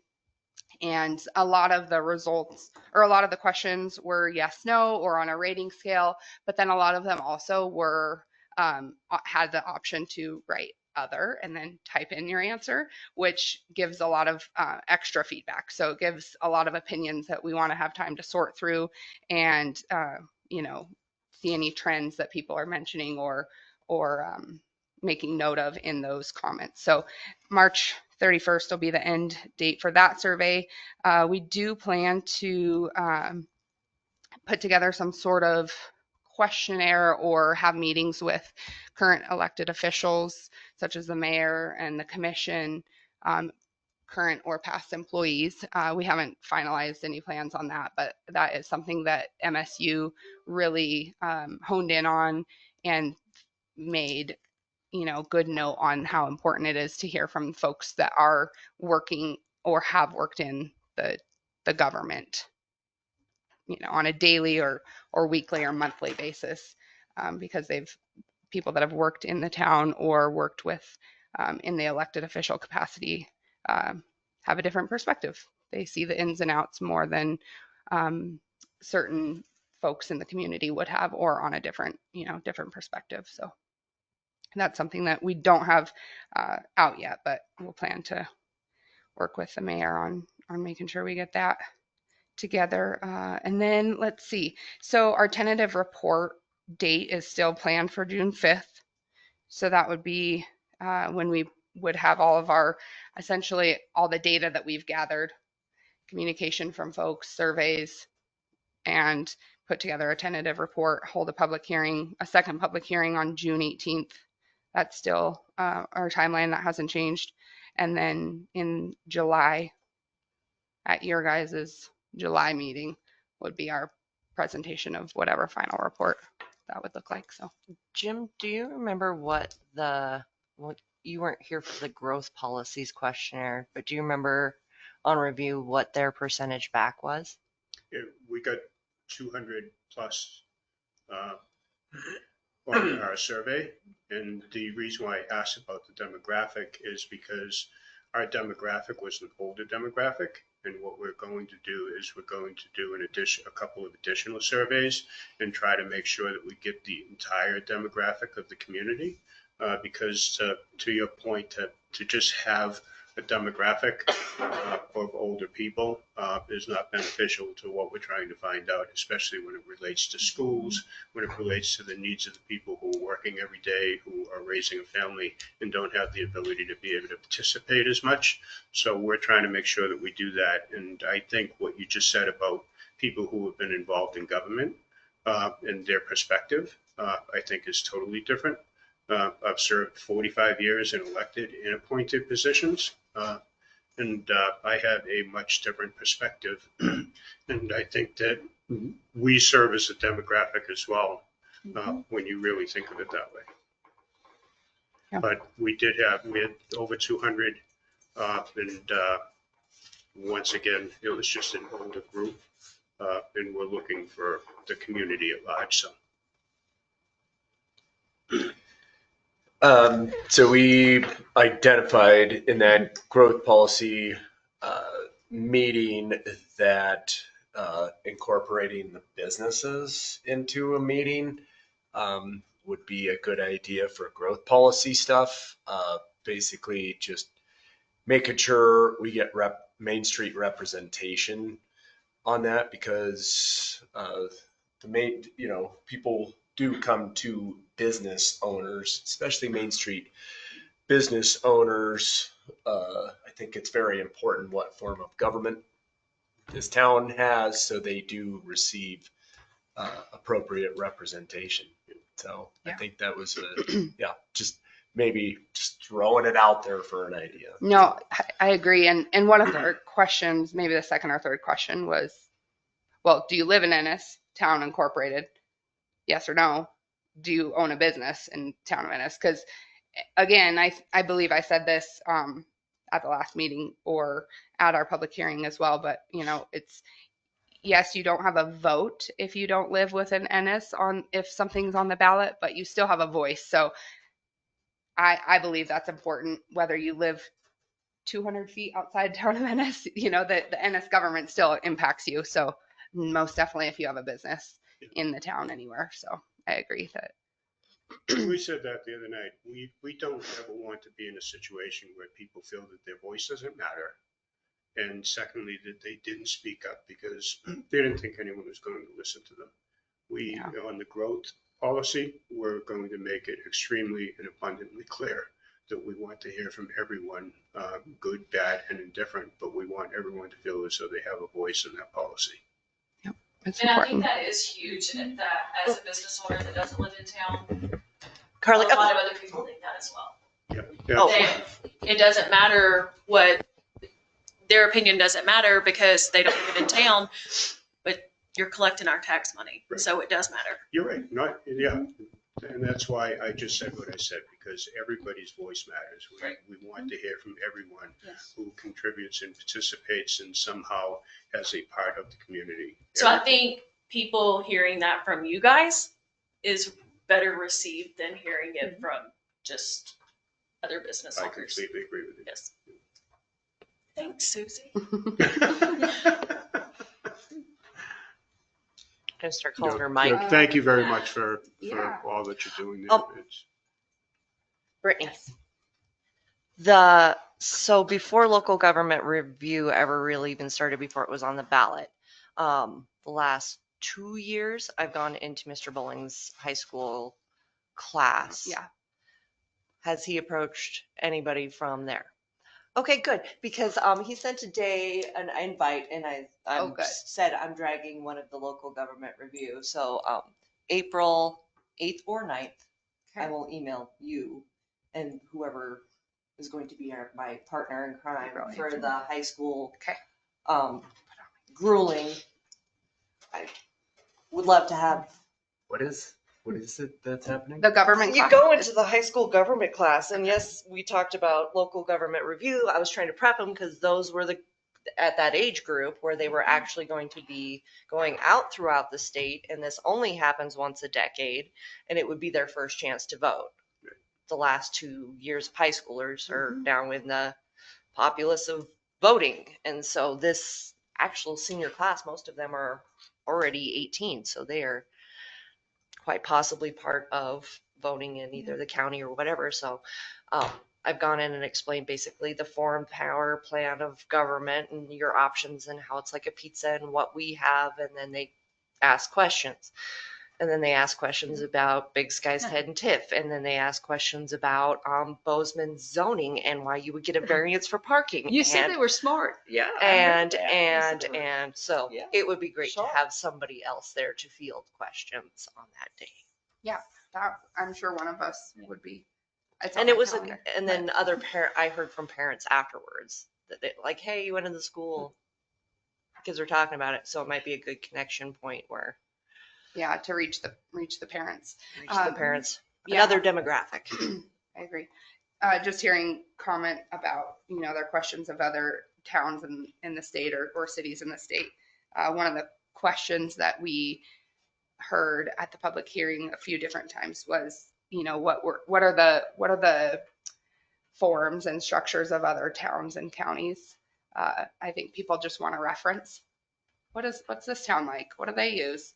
What towns use, commission mayor like we have? What town use town manager? And so I believe Kelly maybe stopped in last week or something to look at that book that you have. And anyway, he's at the water meeting. Rural water too. With Eric too. So he was going to try and get one from them so that we could have a copy of that to, the collection is at MSD too. So Dan has an update. I think that's helpful for people to compare other alternatives. Not that any town is the same as any other town, but you can get an idea of other government structures that are the same as what we have now or different, or some of the similarities and one main thing that's different. So I think it'll be helpful for people to compare alternatives and to just know too, doesn't have to look the same as anyone else. It's all, it's like you said, it's just this plate of like pick and choose. What do you like? It's the world's greatest taco bar. Yeah. And that's only one piece of it, right? Because one size does not fit all. And every community is different. And one could have the same population, could have just all types of similarities, and their form of government may never fit into your community. Yeah. So Because population really doesn't tell a lot. No. It can for certain things, but it's what's the economy like? What brings people in? What brings permanent people in? Why do people move here versus why do they visit here? Right. That's going to be different here versus a lot of different towns. Yeah, I grew up in a town this size, but it's nothing like Ennis. That's exactly my point. And yeah, I've seen people really upset the control of their community and how their community functions, because they thought because something was working in another community that was very like theirs would work in theirs. And the upheaval that it causes sometimes is just, it's not repairable for at least 10 years. No, the government can really mess it up. You can. Yeah, it needs Yeah, to be we're a going good, through that needs right to be a now. good decision. Yeah. Good. Okay, you go. I call on you, Corey. Mr. Hardy. So I know two people that would that you could get like a short video clip available. Your mother probably being one of them as the city manager, correct? Isn't that what she does? Yeah. And Justin Gatewood. I mean, these are people. Justin Gatewood's definitely an individual that a lot of people around the area know, and I know he would gladly do a 2-minute blurb on how their entity functions and what's unique about Virginia City and why they are the only example of that. There's two. There's two, and they actually select their representative, basically like Justin, out of the, they pick him. Commission. Yeah. I just finished my class with all that good stuff. So yeah. So I'm no more educated on that now than I was. Any other? The only other thing that I would say is, while on talking to the point where you want people to be heard and feel like they're heard, when I was at the public hearing, a gentleman spoke out and made his opinion, and then a member of the LGR disagreed with him and then actually pointed that out to him. And I was like, technically, if this is in fact a public hearing, I don't think that a member of the LGR should then be saying that your opinion is wrong. Does that make sense? That Ennis couldn't afford a town manager? Yeah. Okay. Yeah. So just remember, it was such a social event. So I think that's how it happened, was that because it was not as formal of a setting, even though it was a public hearing, that debate happened, even though that is very not acceptable for a public hearing. Sure. So on the next one. And, while I can agree on some aspects, I think one of the things that we've seen in the survey results is people wish the commission would engage in meetings more so that they could get answers to questions or have, conversation. But I totally agree. I mean, there's things that are appropriate and aren't appropriate in certain And it could have been a settings, conversation to have with him, like, why do you feel like that later or whatever? But the way it was approached, it very much felt like, well, if he says that, if anybody else says like something that's not agreed with, am I going to get kind of jumped and told I'm wrong? Yeah, and he had a great point. He came from a town that had a town manager, and he thought it was a great structure for a town, but it comes at an expense. So, but it's not acceptable to be rude to people either, because you don't get anywhere when you do that. Yeah. But I've been a town manager, and I can tell you that depending upon all the input that we receive from the community, the jury's out until we have all the information, and there's no reason to make decisions or make disparaging remarks or to do anything that is adversarial, because you're really in the data collection. Yeah. And it's not up to us. No, it's not. And Yeah. you're compiling information, you're doing discovery, and you're sharing that with the community. And I'm going to hold my decision until I have all the information. So. Yeah. And I think that's the important thing. I mean, we're 4 people and we're just gathering data, and people are going to have pros and cons, and they're going to have agreements and disagreements on certain aspects or certain structures, and just like they do with the federal government. I was there and it wasn't rude. And I do think the engaging back and forth is information for people that may not know to ask that stuff. And discussing back and forth is just more information that's being put out there. And I think the more information that people are being given is better. Transparency, and more information. And I do think it was an engaging conversation to where maybe somebody else that was there wouldn't have thought to bring that up. I'm just saying. So I by guess my meeting question is- by meeting laws, the open house, you could do the open house, try and get any questions answered ahead of time, and then move into the public hearing portion, which you can't then disagree with somebody. There's been a ton of times. The pre-treatment was probably my best example of this, where there was a lot of comment from the podium that was like, I don't like this. And I'm like, okay, thank you for your comment. I have to look at the protection of this river and this whole system, and that's what these people have to do. And so while we acknowledge that you don't agree, we thank you for your comment, but we're not here to argue with you about your comment. If you have a question, we can clarify, but not tell you you are entirely wrong. Does that make sense? Yes, I think so. And I would say that I feel like in that instance when Mark made the comment and then Lisa had a comment in her own opinion, which, you know, she is a local government review, and that is hard because she's also a citizen. Mm-hmm. So she also gets to fill out the survey. But then also, I'm blanking on his name, the county commission local government review guy. Brian Conklin. Brian, and then he made a comment which was wonderful. I had no idea there was a study out there that reviewed the benefits and how it's, you know, town managers actually end up saving towns in the long run. An MSU study proved that, and I had no idea. So it was like back and forth conversation. I didn't think it was rude. I don't think Mark took it as rude. I had conversation with him afterwards, but I totally see what you're saying. I just think people appreciate the engagement because they don't get it in certain other settings. Yeah, engagement's required in everything. You know, you'd be amazed how much you learn by just sitting and listening sometimes, right? When people are willing to engage conversation. Yeah. And that's my point. I wasn't at the meeting. I don't know what was said by anyone. So, you know, I'm just saying in a matter of practice, we need to share information, and we need to be respectful of other people sharing information, and use that to base our opinions on. Yeah. And it is a hard thing to do when you're in a smaller community and everybody does pull each other's you might work together, you may be on a board together. Many of the same people do the same jobs, and they're the resources that are used.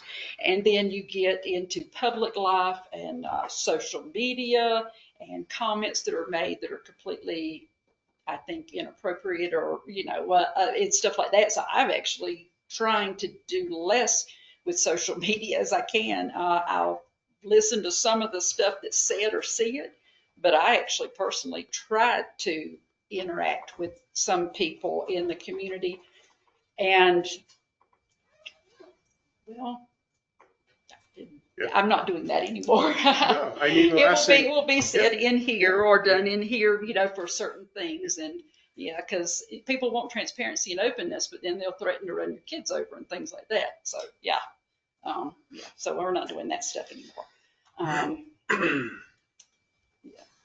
And if you want my help, I will be glad to help with anything and everybody, but I will treat every one of you with the same respect. I will not be ugly to you because we all have to work together as a group for the benefit of Ennis.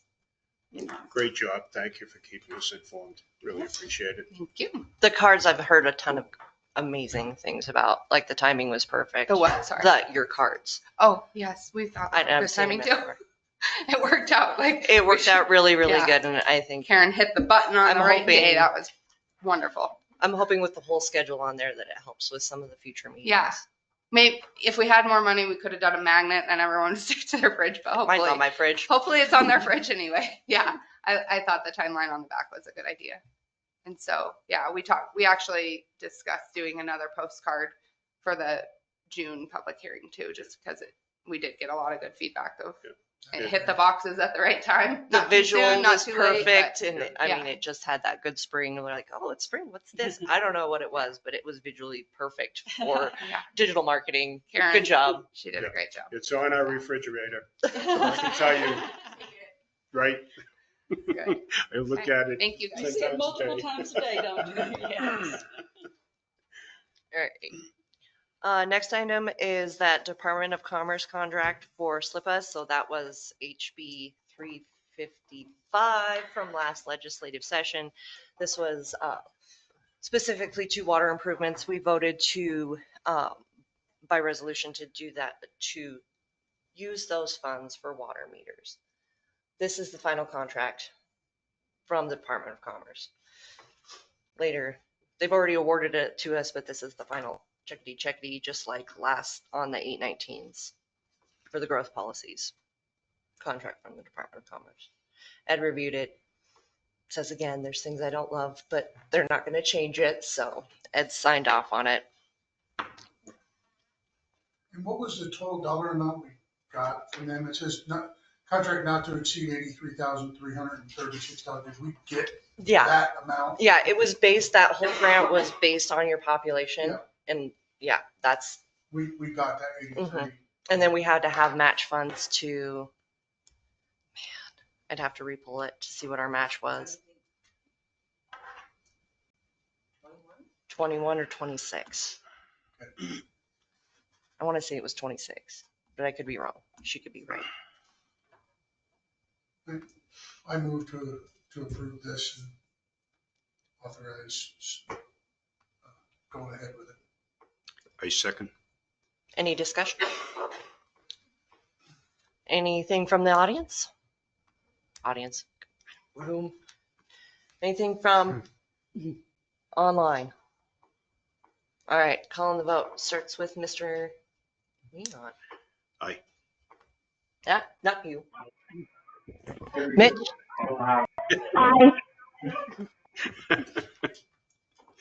Aye. Aye. Aye. Behave yourself over there. All right. Now on to, and this one came via email. So last year we were a participant in Reimagine Rural. Karen kind of headed up all of that. I hung out with her twice, but she really did all the work. Now we're considered alumni, and there are certain grants that come available from that. Apparently there's a whole lot more of them, but they're not shared in email necessarily. They're on Facebook. Yeah, Reimagine Rural. I'm now friends with Facebook only? Yeah, because I've always been on Reimagine Rural's list for grants and everything else, and so is Karen. And I recently joined them on Facebook.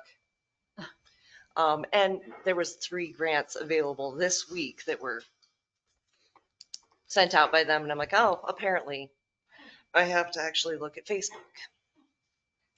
They're all about the same size. Some of them are designed for different pockets of it, whether it's gardening, but they're all about this size. So maybe if we will at some point get some pre-ideas down, because this one, I like the idea that we don't need a grant writer. We just need a good idea that we can follow through, and it's an email submission with who, what, where, when, why. That's basically it. It's not an overly complicated submission. So that's the intro to it. I didn't have any specific ideas for it, but I sent it all out, and any ideas, and then we can pick one and get it done by April 1st. Yes. So just to fill you all in a little bit, Reimagining Rural was almost exactly a year ago today. It's through MSU Extension. It was a 3-part series that was designed to ignite community conversation between residents, between community members, to both dream big and talk about and maybe prioritize what you want for your community. I have all the information and comments. The series had 3 different evenings, 3 different speakers each time. One was inspirational. One was how to get something started. One was a profile of the city of Roundup, what they've done up there. They've done a lot of things, both physically and community center. They've done a lot of things. So what I did when I saw the email is I went through and summarized comments from participants. And during these conversations, I took notes, not official notes, but keywords that I was listening for and recording. And so this is super technical and super official, but I felt like it was important. I still do feel like it's important to maintain the integrity of those sessions. And so the two ideas that floated to the top were there was much support for a community center and also something in the park and it was the same timing. I think it was the same day or week that the gazebo was torn down in Grandma's Park. Is that the name of it? Grandma's Park. So because I'm a numbers and a data person, I would love to see this grant get put toward something toward the community center, because that was the majority of comments that between those three sessions floated to the top. Have you spoken with anybody about the community center here? I know Lindsay DeGroot's working on, or she's, I have. So yeah, I asked, they had a meeting conveniently in the library. So I just popped in and asked, hypothetically, if you had access to $1,000 grant, what would you do with it? And the answer was to pay for the formation of the nonprofit to proceed with community center and formation of leadership roles in that capacity. That's good. It's good to know there's Yeah. people out there wanting to help. So Yeah. you just have to grab those warm bodies when you can. Yeah. And I did check in with Tara Mestel, who coordinated this effort. And in the nonprofit world, forming the 501c3 is a shovel-ready project. Yeah. So that would be my recommendation for the commission. Thank you. So is there a joint effort going on with the community center? I guess would be I didn't think about that. I'm like, I feel like that needs to. Oh, sorry, again, apparently not on it until you join Reimagine Rural. Find some other ones too, so. One of these days. It's gonna happen. Any other thoughts on this grant? So it's $1,000 grant, shovel ready, it has to be done by April 1st. The submission for the grant has to be. Submission, okay, all right. It's just, We don't have to- we're not that good. Get your shovels ready. I mean, get out there. It would not be a well thought out if it had to be done by. There are a few projects out there though that we can look at. We have some parks that can use some reconditioning. Some other things. Huh? This will work. Yeah, and there is a, You know which one that is? Yeah. Okay. I was going to get to it when I got to I my do. part, but there is another grant right now that they're giving out. I learned this through the Frontier class, that there's 10 that they're giving out $1,000 each. But I want to think that's maybe around April the 3rd or something like that on it, but I can look into that a little bit more. And those would, that can be used for beautification in the city. It could be used for a homeowner if they've got, let's say, mold in their home or something that we need to help with that. There's a lot of different options that could be used. It might be that we, put 2 or 3 things together into one thing. I don't know, just a thought. Playgrounds. Isn't there a plan for Crystal Park? Do I remember that? A splash pad? Huh? A what? Wasn't that the splash pad? No. No. I meant like just getting rid of the thistles. Yes. Pulling them by hand, 'cause you can't. We're gonna gut the whole area and then, because we can't spray. Because it's near the well.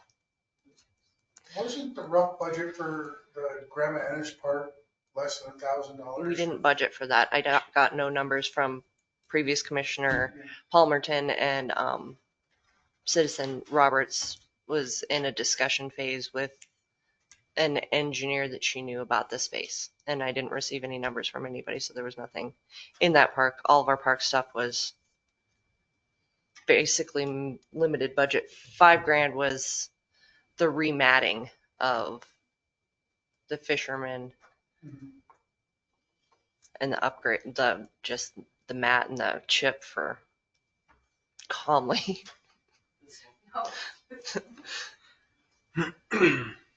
But 1,000, and I don't know if we just use that as a facilitate the community center where we facilitate that, because there's this group that's looking at it and this group that's looking at it and this group that's looking at it, pulling it together somehow so that it's a real feasible plan. More everybody working at the same thing, but I don't know. It's not really our strong point. I mean, no. There's nothing at this. We don't have the land at this point or facilities too. But that doesn't mean we can't help out with it. No, and Facilitating a there's always group trying or- to find businesses to want to match funds. And when you're talking about $1,000 to find a company or a couple of companies that are willing to match that in conjunction, your 1,000 becomes 2,000, right? And then it becomes something that's more meaningful, that's all. So the town currently does have an architectural plan for Comley Park. It does have a splash pad in it, which I'm not a proponent of, but I think there can be a different option put in there. I believe we asked the architect what are the other options for that, and I don't know if the rendering actually suggests it. And that was created quite a few years ago. I think I actually even still have another plan from the guy who lives right next door, Sage Bailey, who is a landscape designer, Bailey Landscaping here in town. So those are two ideas. And then there was also a club that I was a member of. I like clubs.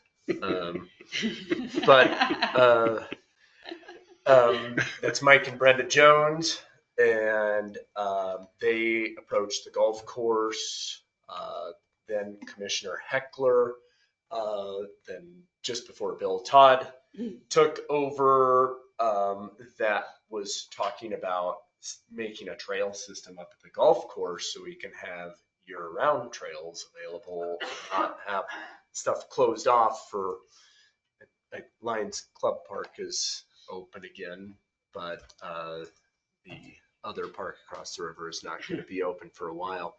But yeah, just thinking of simple items, simple can be achievable. Just making a walking path up on golf course property could be that simple item. But the golf course had a few more issues than Commissioner Todd initially was aware of, so that kind of went away. But they had a giant booklet all thrown together, proposals, grants. These guys put a lot of time into preparing this, and it hasn't been addressed again. So those are just two options that I know. That's where they wanted the community center, so the walking trail to the community center would be great. A lot of ifs. There is a lot of ifs, and the other day I heard somebody was complaining about, well, I'm not going to give any money to the new pump Skate track park. and skate park. Yeah, I'm not going to give any money to that because I gave money to the swimming pool, and where did that money go? And I mean, then automatically they think the town or somebody has the money, and so people really, they take one little thing and they really blow it out. So that's. And that organization was called Trails, Madison Byways. It has since been dismantled. It was a nonprofit, so that money gets to go. I guess you'd have to talk to those guys. Well, Would be my response that's to why I somebody. brought it up, so I could ask too, because Sure. I don't have a clue, you know. Yep. What's that? I don't think, I thought, no, Madison Byways was the bike system. Yeah. The aquatic center, Is that different? Madison Aquatic Center was different. Byways is the Sorry. signs that I are still stand- there. I stand corrected. Sorry. It's hard to keep track. We want outdoor activities or Yeah. activities. There was money raised for Conley splash pad during COVID at Madison Foods, right? Like Correct. $200. I'll give that in my mayor's update because there's actually, that's in my mayor's thing. Basically, yes, there was. I got an email after the agenda had already gone out, requesting that be sent to the skate park since it looks like it's closer to. So Yeah. it hadn't made the agenda for official. Yes, rename it to that, but Can I just ask? yeah, Bigger $1,000. So when do we have to decide what we're going to Tonight, do so with that I it? get decide tonight. So I, tonight? the deadline is Okay. April 1st. I need So to. you're not responsible for submitting it. I'm happy to if I coordinated it. It's all an email. It's all that's involved. It's not that bad. It didn't look that bad, but it looked like a good opportunity to do something. It is. Apply for it or what you're gonna use it for? What to use it for? Use it for. Yes. Yeah. So you go up to the. I think you have to put what you're using it for. Yes, exactly. And it's really, I mean, I just want to focus everyone a little bit. It's $1,000. It's something that can be used immediately. And talking with, so it either has to be, so they use the term shovel ready, but it just has to be something that's achievable in the short term. Do you have any recommendations that you'd like to see, you know? Well, I stand by my recommendation and giving the community center group a shot at using this for the 501c3 and also planning the leadership of that group. Community center group, exactly.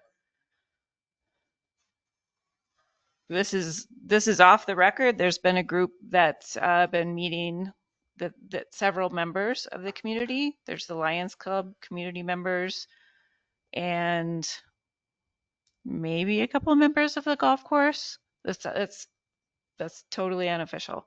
But The I club. do know that I've talked to two individuals who would like to pick up a 501c3 so they can advance planning for the community center.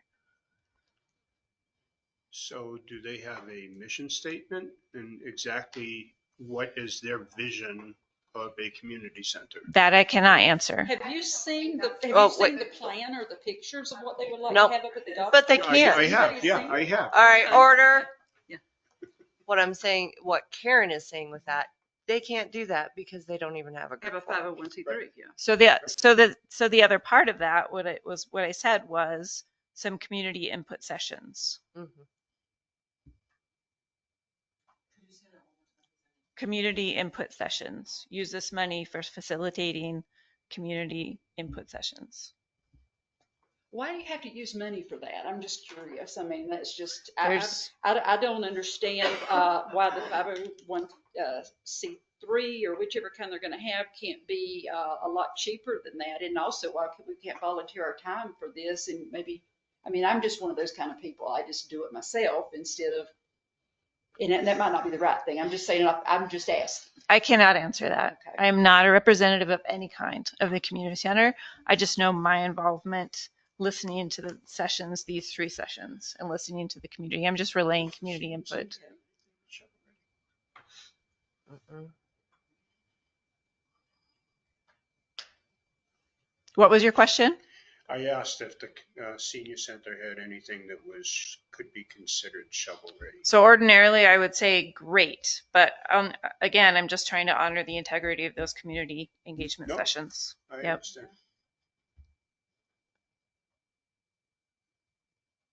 It was the primary talk of everything. And I think it's just Ennis struggles with space to do large larger groups of meetings and holdings, and everybody from the businesses were talking about it to people trying to do weddings. It was all across the board. And like when we held the volunteer fire conference here, like I don't know why we ever did that as a fire department, to be honest, because the logistics of that kind of event without any meeting spaces was exceptionally challenging. Pulling an extra, I think we had 200 extra people in June, and Can you so not use the school, like the gym or something It like that? just- we used every building. I think that's out of the scope of this conversation with respect. Okay. But at that meeting, everybody talked about that was the highlight. I'm pretty sure by your tally marks, even that. Yeah, I mean, yeah. So I guess when you look at the criteria, it says projects should be related to one of the following: livable community domains, outdoor spaces, transportation, housing, employment, social participation, and engagement, community and health services. And then the only thing that doesn't jive with what you said, when the project is complete, the requester will send an email describing the results with photos. So this is, yeah, I'm you're just basically kidding. just going to be taking a picture of a document. Or a group maybe. of people discussing yeah, Sure. I mean, I don't like the idea of it going towards admin. I would rather see it go towards Grandma Park or like something else in the community, I guess. I don't like, I mean, it's free money, but really admin, I don't know, it doesn't feel. There's no such Warm thing as free money. I'll be button. honest, in my opinion, $1,000 is $1,000. And if we can put it into something we can actually see. Yeah, like I So- support that. you so know, but- so there were 6 votes over 3 nights for Grandma's Park. What would that be? I'm community, asking. Yeah, right? I'm just looking for an answer tonight, so we can not waste this $1,000. Is there anything that we can do in Grandma's Park to improve it or put something there? Yeah, I mean, something like that. You could fence it, and I feel like it would create a safer feeling space, but maybe that's just my personal opinion I to mean, it. and then I'm all for, like, my son-in-law, he's coming here to do a project over in Bozeman. He owns Bozeman Fence. I mean, I volunteer people. I'm like, hey, I need you to come over and help do this so we can save some money, or, so count me in to help. I mean, I can dig holes and plant flowers, or, and I'll be glad to help. Aren't there already benches there? We moved. Picnic There tables? was 4 tables up here Oh, at Side Park over here. This doesn't have a name. Town Hall Park. So rather than have them all hoarded up here, we moved them down there for And that's better. right there across from you too, isn't it? Kind of across from your building. I just agree that spending money like this for administrative fees is just throwing money in the trash. Can you, on that application, can you put park, like, refurbishing park, or, because then it leaves it open to. No, that's really not the Grandma's Park or point. Conley Park? No, that's really not the point. So you have to say benches at the park. Right. At this address, or. Right. Okay. Right. And I guess, to express my opinion, community listening sessions. So even if you all decide that this is not a good use for a 501c3, I believe it is a good use for community listening sessions. Do you think those cost money? What, I don't know what cost money. Well, the for local having- government committee just spent money on listening So like sessions. for I mean, food, you mean, like or refreshments, advertising. or, okay. Yep, or advertising, or taking them to different. I am not a community center person. You're asking me questions I don't know. My main point here is just to, like I said, I'm trying to bring forward what was talked about at these sessions, and those were 2 things. Well, let's do something in the park. We'll have another one come along for something else. We need to take advantage of this, I guess, and use it. So seating in Grandma Ennis Park.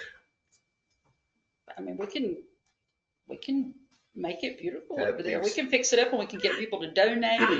We can, as far as advertisement and stuff like that you're talking about, I mean, I think the local paper needs to do some of that. And some of us need to go around and put posters up in the businesses and on the doors and, those kind of, I mean, I'm just for saving money, but that's me,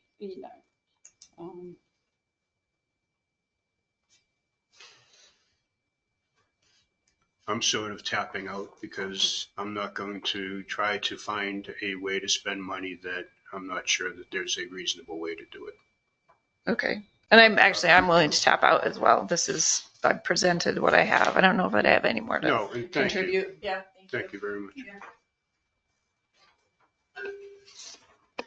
I would vote for the park over anything else. For $1,000, I think we could make that go a long way on there. Well, and that's what I was asking, because it's in front of your place, so you kind of see people. Well, I know, but you kind of see people. Well, I wasn't meaning it as far as benefiting you. I was just meaning what you see other people when they're sitting down. When we have, say, the Tap Festival, how many people actually could use that little area that's not using it? If we did have some benches, whether it's polywood or something like that, that can continue. We don't have to worry about them rotting or painting. We might can get some donations even through the hardware stores here in town or things like that to help. And I was just wondering what you, since as an individual, not as a council member, but what you see that you think goes on over there that we could help with. Well, it's considerably busy all summer long over there, but I also think that, a grant like this is $1,000 can go a long way to sprucing up our downtown, just in that one little park. So I'd say seating in Grandma Ennis Park, and I would suggest that there be a committee of John Way and Stephanie Caselli, who will figure out what we put in there for. Yep. Design cost. Thanks, you two. You're Is that great the motion? volunteers. Do that, no problem. Is that your motion? It is my motion.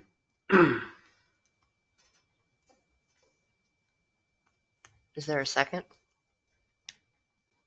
I'll second. Sure. All right.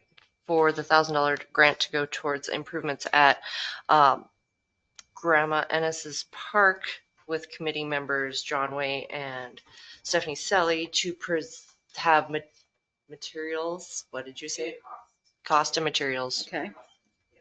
To Karen before the 1st. Okay. Any other discussion? All right. I would just say if you could just hours involved, let's just look at in kind in there. Hours. Hours involved, volunteer hours. Oh. To make the project happen. Oh, okay. Okay. Gotcha. I understand now what you're asking for. Okay. Where are we at? You're actually, Mitch. Mitch. I don't see Mitch.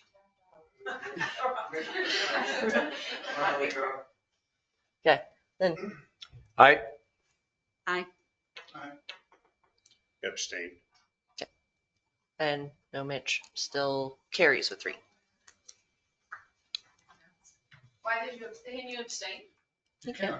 He actually answered that already, but. Well, yeah, I tapped out. didn't have an opinion, but Yeah. can you I abstain? don't think you can. You know, so you need to vote. I think you have to make a vote one way or the other. Because it's not like you weren't here for the conversation.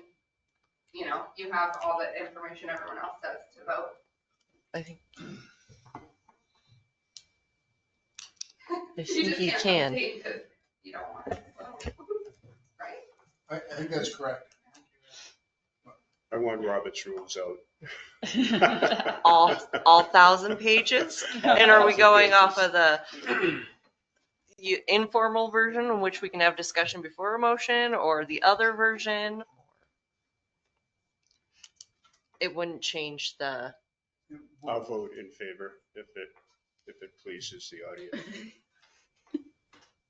All right, commission report. Sally, you're up. Okay. Let's see here. All right, so I finished up my class with MSU, which is the Montana Municipal Government. I also took a class which was the rural housing and frontier housing, and I got to meet a couple of interesting people through that.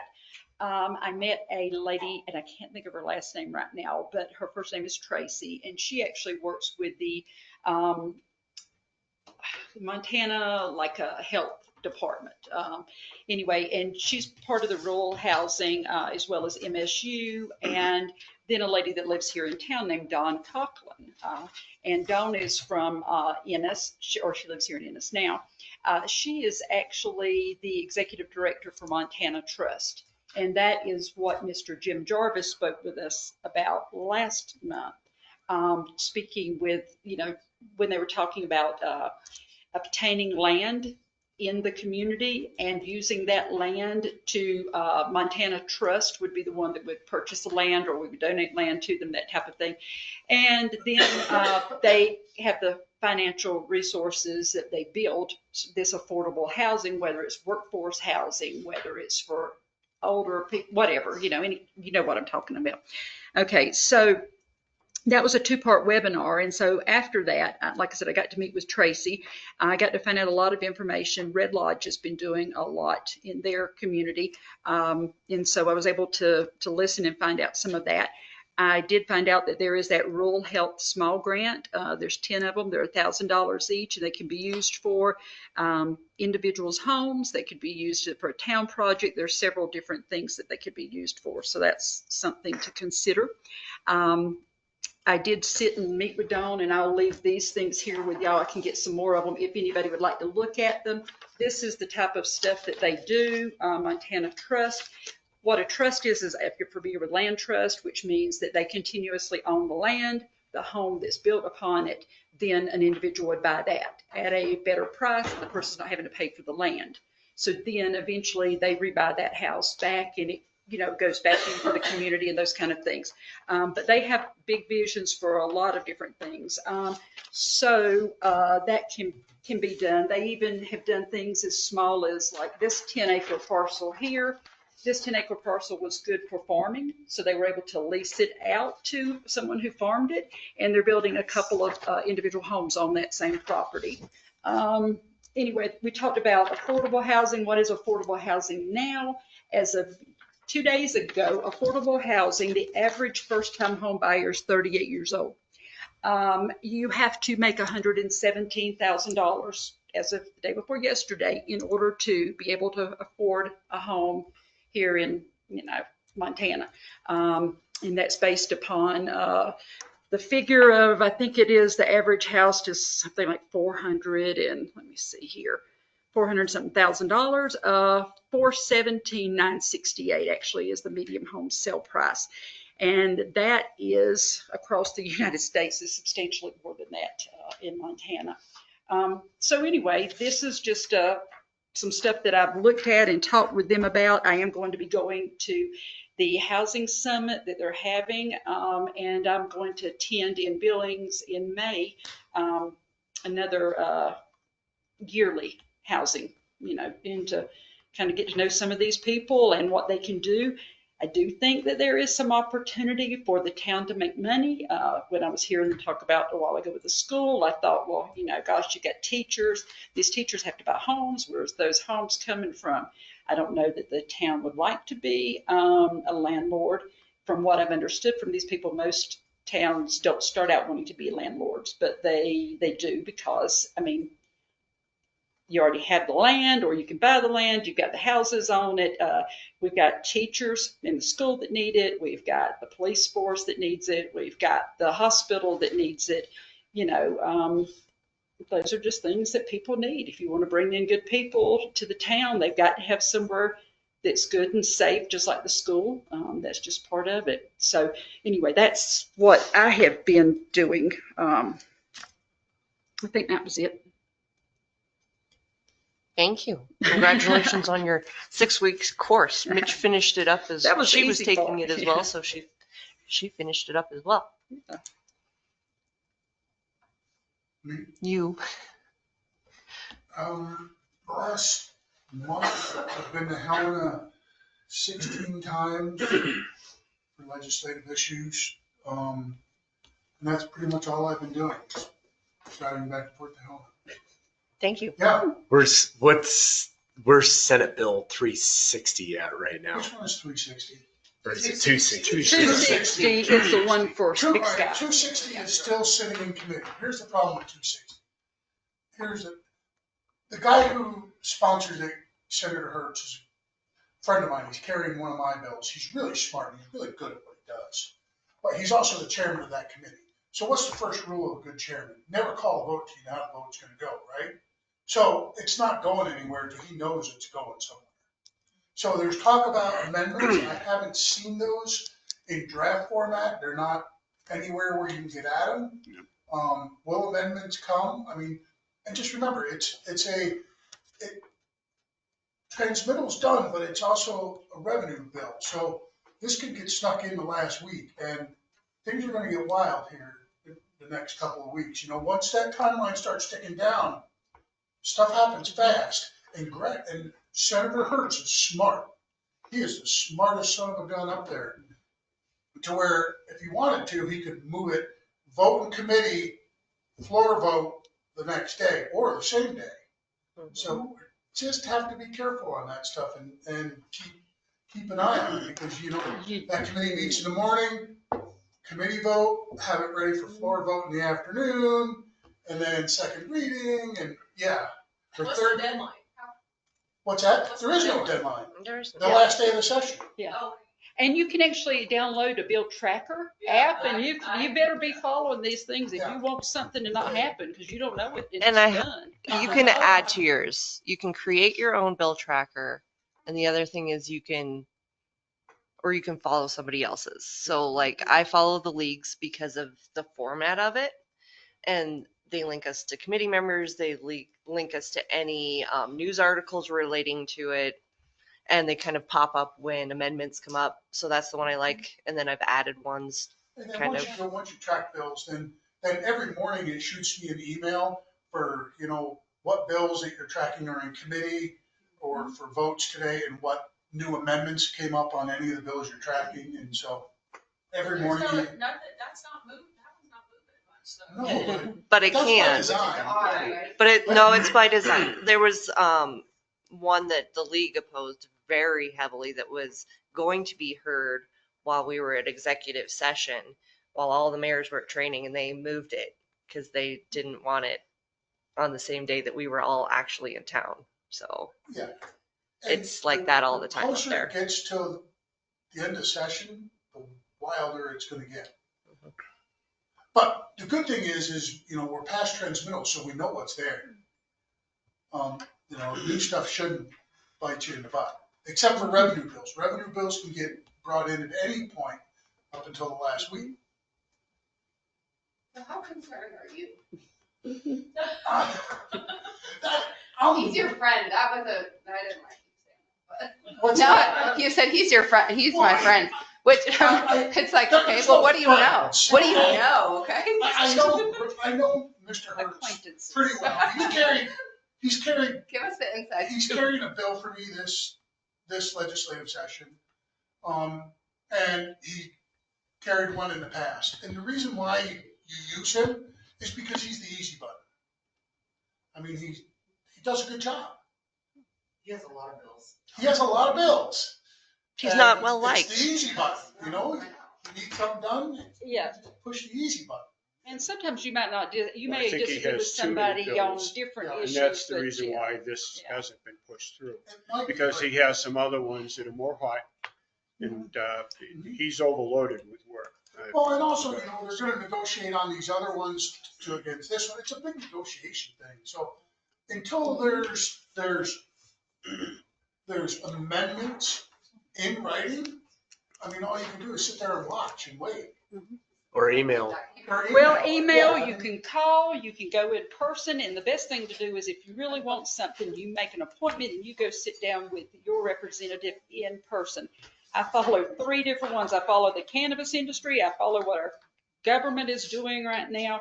I mean, that's all I've been doing. Is All right. reading these darn We'll house let John bills. finish up I need to his. speak with Senator Hertz on an amendment that we wrote today for another bill.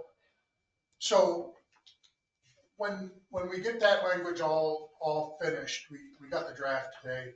We have, I mean, he's carrying that bill, so we have to talk to him about, making that amendment. I mean, I can take his pulse, but he's not, because I mean, I testified right in front of him against his bill. So he's not gonna tell me, he's not gonna give me inside baseball on anything, So, I don't know. Am I concerned? Yeah, it could be, I think it is the biggest short-term concern that Ennis has at the moment on the near horizon.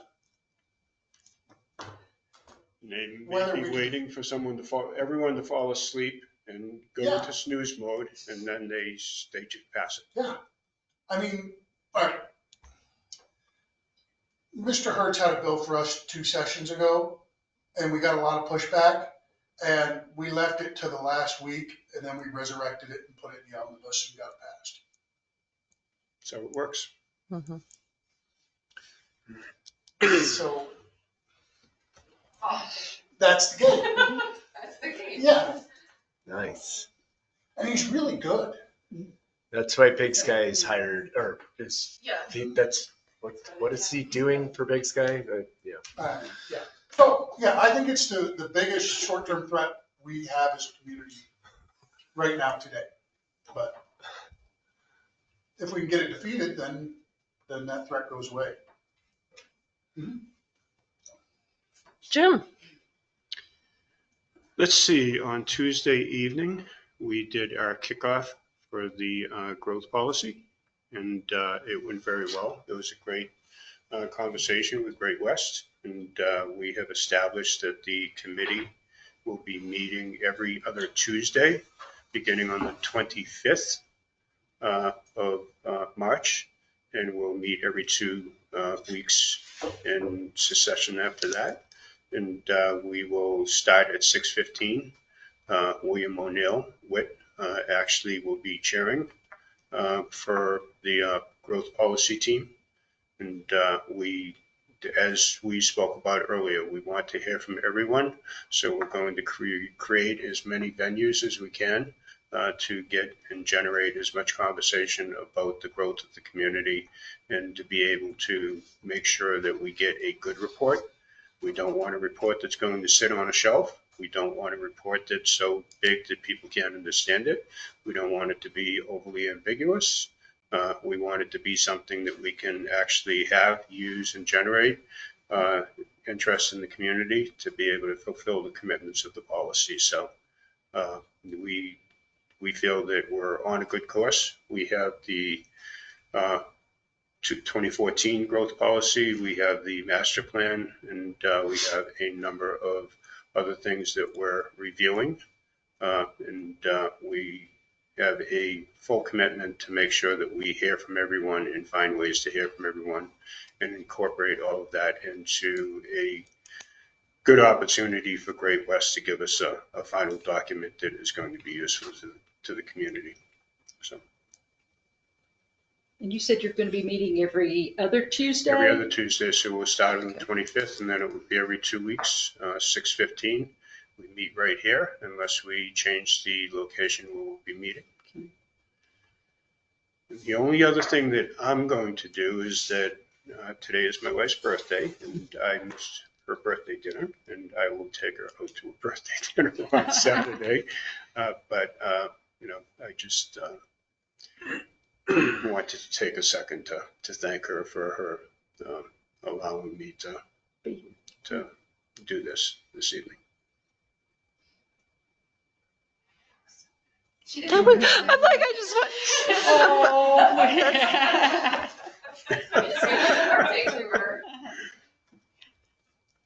And he also wrote in some write-ins for the same legislative session, that 254 that got moved from executive session. Jim pinched hit and made comment, and that one did not go through. 204 and 254. Yeah. All right, Corey, you be up. So, I heard that both Eric and Kelly are at Rural Water.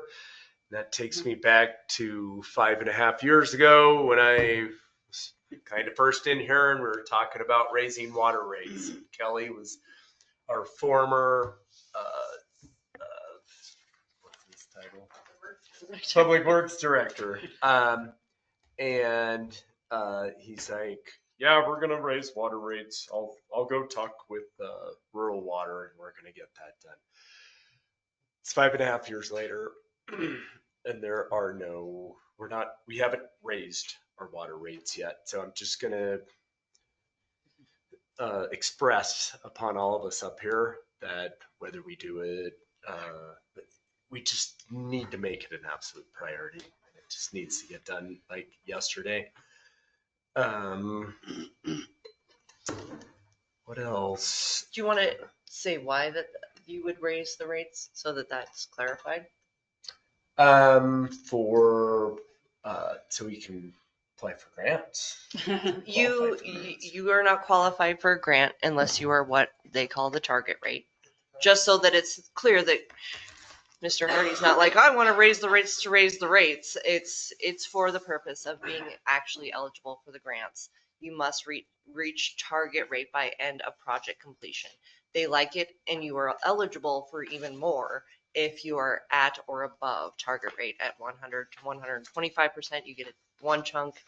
You're eligible for another if you're at 150. So while nobody likes that idea, there's towns that boasted that they had the lowest rates ever and then had to jump giant numbers. And An idea of pain and maybe just for the Slower. public to know what creates a target rate. median household income is what creates target rate. Just so the public knows.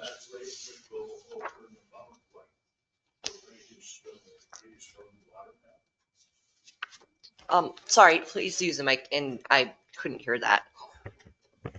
Right. No, it's right there. You're talking water increase above what's going to be the increase from the water tower, the new water tower. No. This is going to be the water tower is going to be $8 or something, 8 over. That increase, you're going to talk an increase over that? No.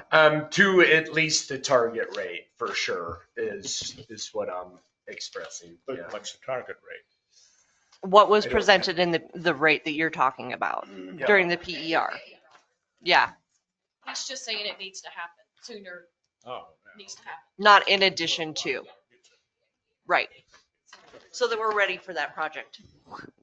Right. So the water rates have been, Miss Brenna was so kind to provide me with the last 5 years. We've been doing 2%, which is Just not, to the base rate. that's, say that again. Just to the base rates, not usage rates. Right. What is the difference on So your base rate. Right.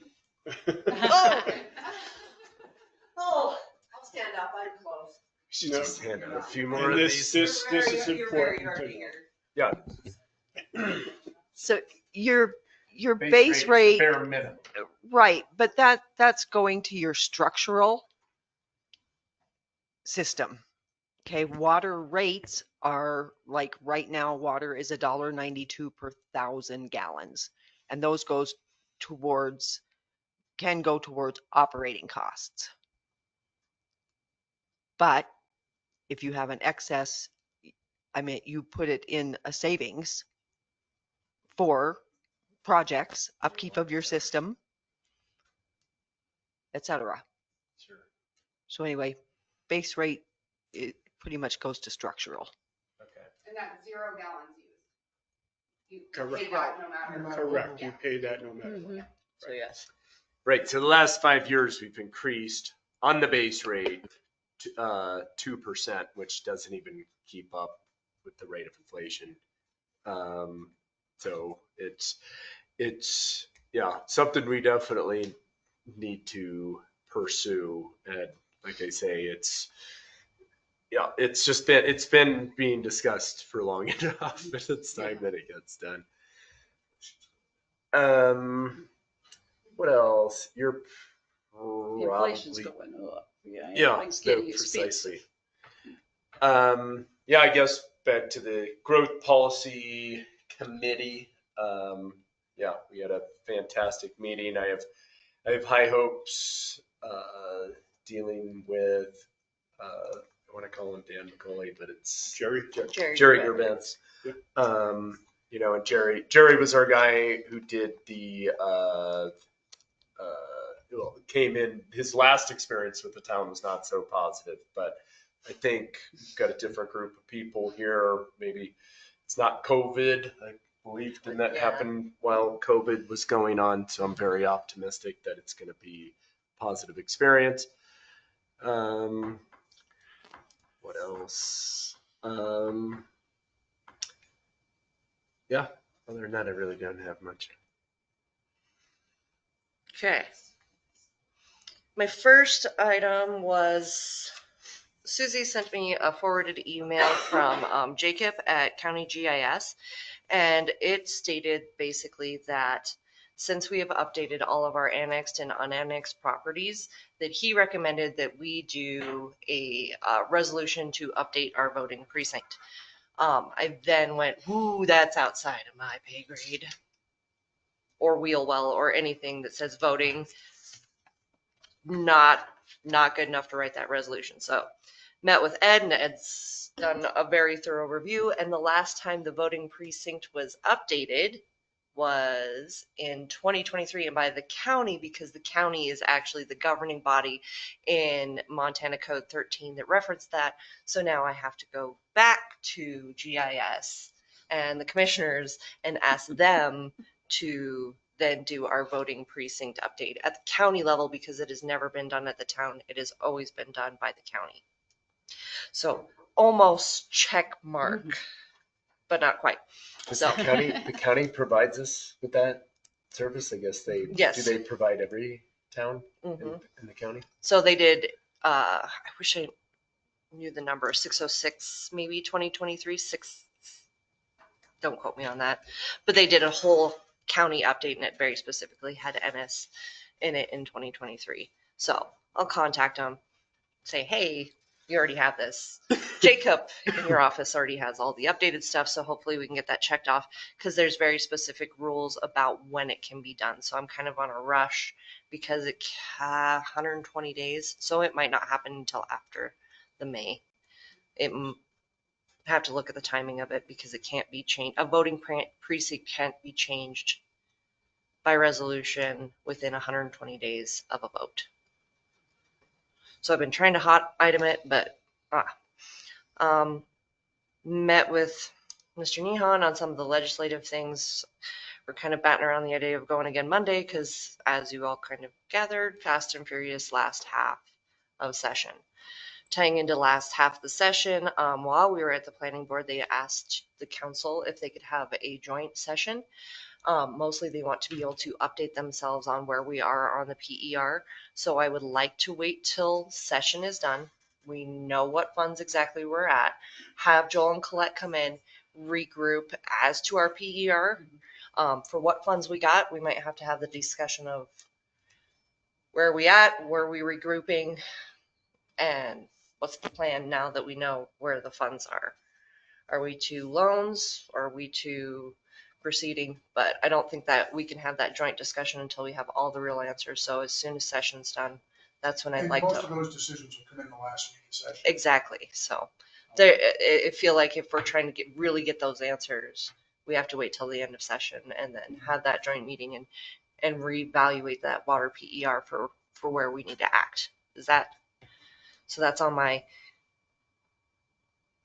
keep on the radar for when session's over.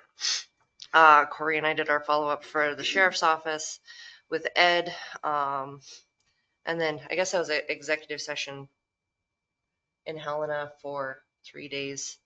That's where the mayors get together, city managers. Back to that format thing. Every time you go, you get to meet another new town that you didn't know had a city manager or a resort tax. one or the other. Ennis, by the way, seems to be the upcoming joke up there. Every time I go to executive session and they talk about resort tax, they don't actually talk about the ones that are successful. And they're like, oh, and there's Ennis who's failed 3 times. And I'm like, is it really that like historic that they're like, yeah, we don't. Everybody else that has done it comes and talks to me and they're like, do you know these things? So I asked Columbia Falls and he actually equated his property tax rebate on his own personal home to $786. So I thought it was interesting that he actually knew how much his property, because I hear numbers thrown out and I don't know what that equates to. So That's what he pays. that was the rebate amount on Oh, their nice. on their regular year. The first year they said they basically put exactly what it was going to go to in their resort board budget, and anything that they received past that went straight to the property tax relief. So like, these are the items that we're fixing. Any money that comes beyond this, we're going to go put back. And they totally underestimated how much that was going to come in. And so that first initial round was extensive. We covered public meeting. It was actually phenomenal to watch Bill Cole in action. He's the mayor of Billings. Go through public meeting and how we would approach it.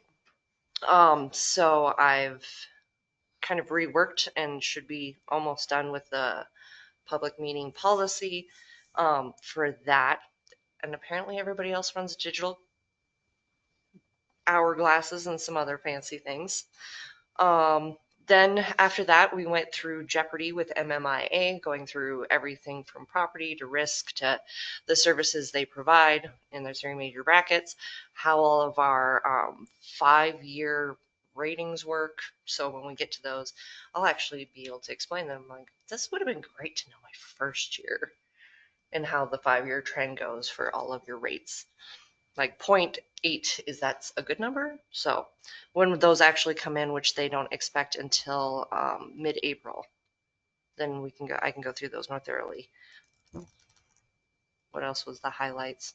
There was a lot of legislative talk following the same ones. What am I missing from there? Jody and Jody gave a very scattered budget one. It got derailed to no end, so at least it's not the only presentation or meeting that happens to. But they did do a lot of talk about the capital improvement, and hence that's the work session. I'm like, oh yeah, let's pull that out. And I'm like, whoa, why is that from? This is very out of date. So if you want to hang out later, we're gonna look at a 10-year-old, better a decade-old capital improvement plan so that we can make something into budget items for this year. All right, so that was executive. We got the audit extension filed for September. 8/19, all of the paperwork they needed, minutes, everything else, all of that's gathered, ready together. I have to have somebody else notarize it because she had to be a signature for it along with Corey. Went to the kickoff meeting. I'm super excited. Jerry seems super excited. Group heads, super excited to see how that goes. Start to think in your minds. I'm starting to get calls about fireworks already. I told them I enact on what's in the book, so sorry to be the mean one, but I passed it off to you guys. Said that's a conversation with your legislators. We allow them at this time. I'm sorry about your dog and that it's very upset, but Do you want us to respond back to that individual, or? I don't know if you guys want to put it as an item that you want to think about, but it's going to be. On my report to the commission, she asked to remain anonymous. But last year we had a whole bunch of them, so didn't know if that was a legislative item that we needed to look at. Finished up the T&D for Sphinx. Was a week late on my CGIN certification, but do have that done now. So the public meeting's almost done. I'm working on the social media policy and what can be upheld. So I've got an example one that's been upheld by Department of Justice. So I guess at least it's a starting place that we know has been challenged and held. Does that make sense? Okay. What about special event? And that one too. That one's bulled out and should be ready for, I'm trying to get a draft resolution ready to Ed so that he can approve it. And I think we were pretty close on yeah. If you're bored, you can hang out with me and work on it. that. Send it over to me, I'll have it. Okay. To work, I'm workshopping, trying to check them off as fast on these timelines, but I could definitely use some help shoveling some stuff off the plate. That's what I got. Water tower property Okay. acquisition. Where are we at with that? We don't have any. If you, we'll go through that in the capital improvement plan too. It would be nice if we'd followed that plan and. On the front part of your table. I should have let you put it in your report. Susie brought this to me and then she's like, you can do it in your report. I think she Susie is responding to me to remind you that there's an informational floodplain workshop that the county is putting on. That will be Friday, March 21st, between 10 and 12, and again at 1 and 3. Goes through permitting requirements, conservation, and the 310 permits. So all of that in the public meeting room at Madison County Administration Building. The first one goes through more of 310. than the Second one. So I'll put the flyer out on the board. We just got this today. You all got your books, so you got your floodplain. It's updated here. It has not been updated on the town website on the codified version there. So we're checking in to see where that's at. Signing out. Quick question. Hmm. I was looking at my notes from last meeting and they said that we would have the health insurance stuff this meeting. Did I write that down wrong? Was it? Nothing's come yet. Nothing's come yet. Anything new from MMIA. I will say that I guess I could pull the old rates because I was grilling them on what they thought the increase would be. And they, because of the way they set it up, they said the health insurance market overall this year, I'm trying to remember, it was either 14 or 18% increase. But because of how MMIA flex and holds for us, and it's just for our benefit, they take some hits over some years. So they're thinking that it's going to be 9% instead of at the same industry standard, Okay. if that makes sense. So just walk through. We're going to get the rates, then we have to when to get back to them. I just don't want to It's get not until in a point to where we miss it. You know, Right. we as a commission, we we can't act until we have information from them. Yeah.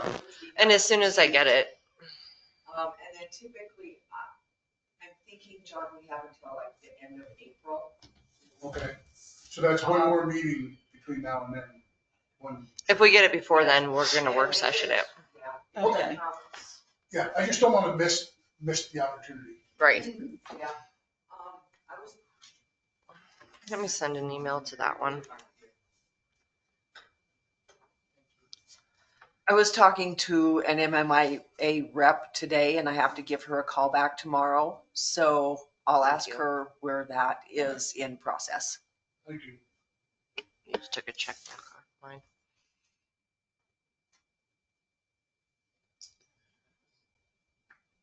I guess I had one last thing, if it's okay.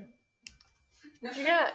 I am going to have a little gathering, a video collection gathering where we're actually going to record some messages to send out to people regarding Senate Bill 260, just to make sure that Mr. Hertz, his efforts are deterred. To the whole taxation committee. Yeah. So basically, Yeah, he's gonna vote. so, you know. I do know how. I probably won't include him in on the email. Everyone that's on that committee though got emails and phone calls. All If right. we can all continue to do that. Yeah, Right? absolutely. So there, I'll quote our Senator Tony Tezak. He's just like, these guys are just normal people like you and I, and they listen to the voice of reason. So sometimes they need to hear it multiple times. So if anybody wants to create a video, get a hold of me. So nice. It was interesting to see the different challenges of different municipalities. Like when we were talking about that form, Billings has a very unique charter in which they can't do a lot of things, especially in mill increase and taxation. So there was a bill while we were there that if it passed, it would directly affect Billings' overall budget and general fund to the tune of 8.2 million. So the mayor and the council were looking at where $8.2 million in budget cuts were going to come if that bill passed. And their unfortunate answer was fire and police. Probably not the best thing for Billings. Yeah, cut somewhere. You gotta make it up in another place, So, I guess. We're not the only ones yelling. Oh, unscheduled. We're going to probably end up with another work session. We are going to have another work session. I'm really expecting those. Are you gonna send out like an email when can you meet, or is that? What do you want? Oh, it's going to get weird. Yeah. It's going to get weird. Does anybody have one that you want right now? Pick a date. Thursdays are the rest of my week is booked. If we're doing it soon, I can do anything. If we get off, well, it's got to be done pretty soon anyway. You're talking about next week? I don't know if I'll have the insurance ones, but we can Okay, always. whenever they come in, yeah. Next week, I'll be in Boston, New Jersey. So let's not do next week. Berkshire. In the week of Easter, I'm going to be gone to Atlanta. Around that. Well, excuse me, I'm wrong. Usually Easter's around my birthday, which is April the 9th. Easter's actually 4/20 this year. Can we do? So I know that day. Can we say March 27th? Isn't that a Thursday? And then that will give us the most amount of time for MMIA stuff to come in, and then we're there. Okay. Yeah. So March 27th. Is that a Thursday? Okay. Yeah. Move to adjourn. Okay. We're going to take a bio break.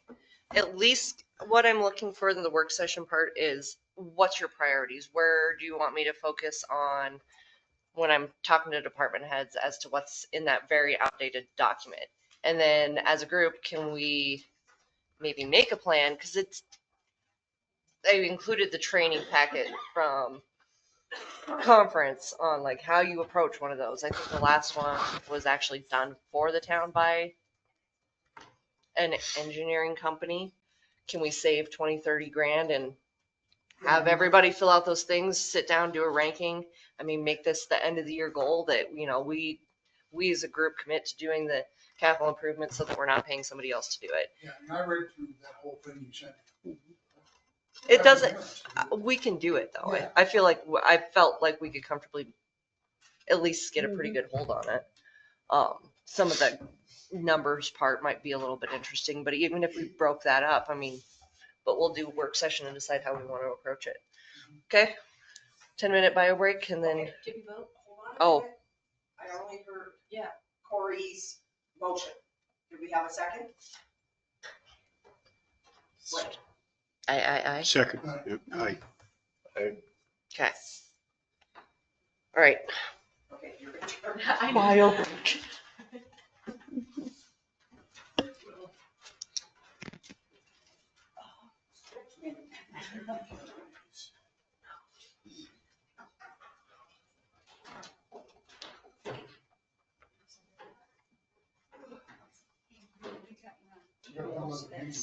Do you need That me would to be pick them up? all to go.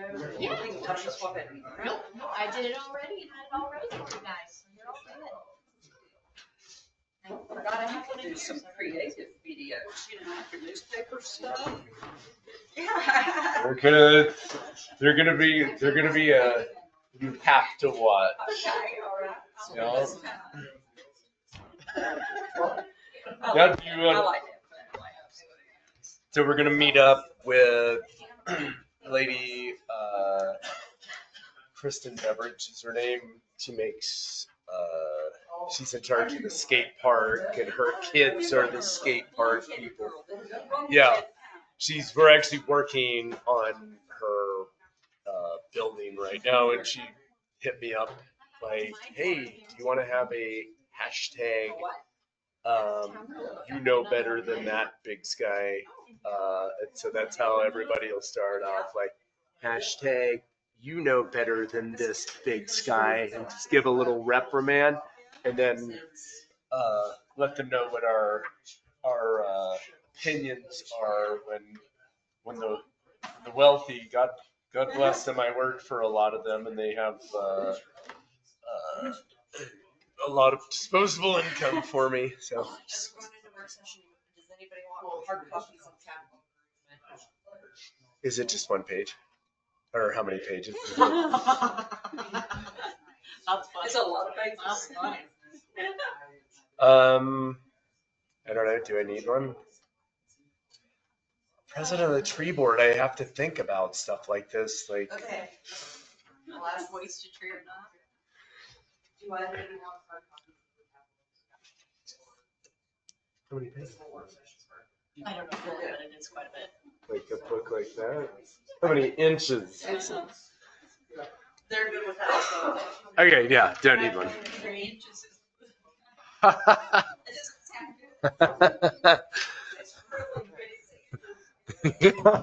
That's how I do estimates on prints. So if you give me the more pages of prints you give me, the more your bill's gonna be. It's what's that? Nope, no price increase on anything for me. Oh, I definitely bet, all of the majority of our big lumber comes from Canada, I would think. So. In the southern, southeastern part, you have, like yellow southern pine, with a lot of spruce. So, yeah, so most of our, we got even Florida, Georgia. That's like saying you can't kill it. And then our lumber guys on the phone all day. Nobody's gonna come for it. But we don't need chocolate. It's like we're looking at $200, per square linear foot. It was going up at. How much is it at board foot? Or do they do? They do it like, like your linear foot, board foot, is how we buy our lumber and things. You used to a truck of lumber would cost us about $10,000. Okay. It went up to about 30,000 with the pandemic. Now, our business, the higher it goes, the more money we make. But I've been That makes preaching to the choir about, you don't want that. Yeah. But nobody, everybody has their own opinion on that kind of stuff. But, that's like, see, we have metal plates. So we just had tariffs on plate, on metal and aluminum and stuff. But see, our plates are made in the US, but they're shipped from overseas, so that affects that. And Fasteners will probably go up. Josie Severson, the town where she's from is the creators of Fastenal. Is where she's from, which is the company that sells fasteners, and they outsource it all. Unfortunately, the town was probably a large town at one point, very industrious, and now it's all shifted to China. Well, my son-in-law, he gets a lot of his lumber still shipped from overseas. But we were doing it probably about 10, 15 years ago. And we noticed that just wooden pickets like that goes around, your porch rails and stuff like that before they got to put metal and things. they were stamping in China. We're like, what the heck, you know? Yeah. The lumber coming out from overseas and stuff, Hey. you know. I mean, that's a whole other issue. I believe we need to be self-sufficient, but it's gonna take a lot to get to that point of where the U.S. can grow its own food. Sure. Make all its own whatever. They better not, like with the school, they better not cut the gardening program. That's like, I mean, you've got some of the smartest, most well-educated, my older brother would tell you, he likes to use Hillary Clinton because she's got so many degrees and so well-educated, but he's like, she doesn't know how to grow crops. I can tell you that one right now, you know. The what? Yeah.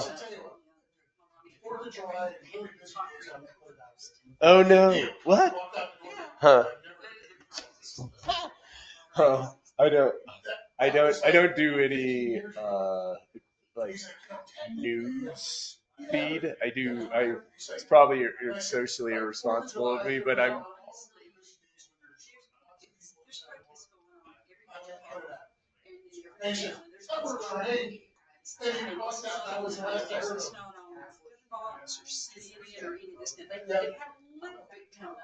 But not much, so you know that that's being suppressed. You know, but I mostly listen to podcasts for individuals and, you know, they're actually on the scene, see what's going on. I do nothing every day to read house bills to see what's coming up. Sure. You know, and stuff. I mean, because like you said, if you don't know it, It's kind of embarrassing. This is the first year of my life I've actually ever paid any attention to any of that, and it's irresponsible of me as an American to do it. So. Really big. I've always been about this year was very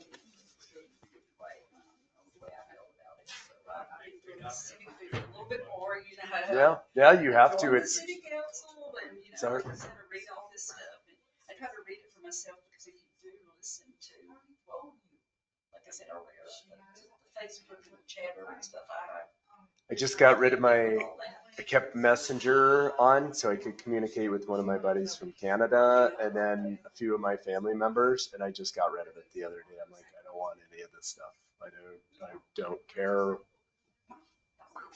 Somebody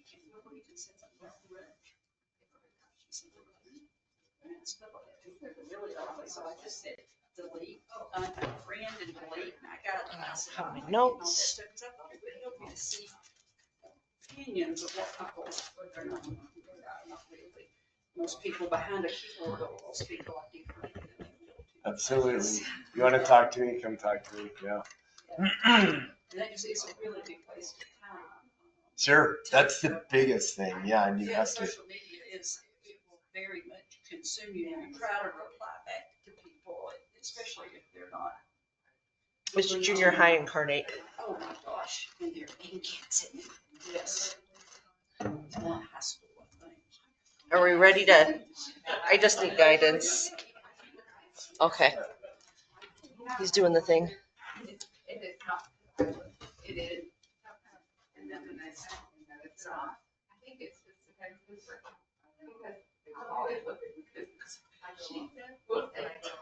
Yeah. So what kind of part experience do you have? Well, I'll just put together materials and all that for 3 picnic tables. And if you guys.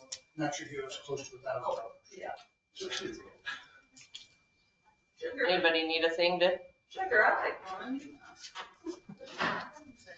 My husband was making fresh onions. Thank you. Really? That's gonna be cool tomorrow. I have to eat either. So Yeah. We're there. I'm ready to shoot paper. Okay. Oh, Corey. Sugar. It's not much filling.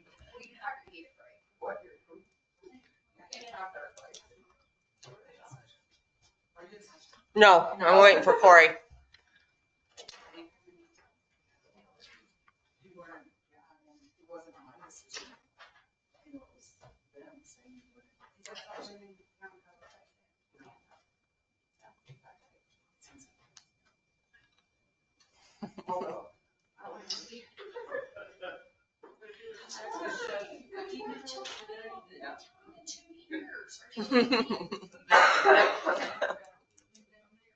What's that? But we did change the voltage.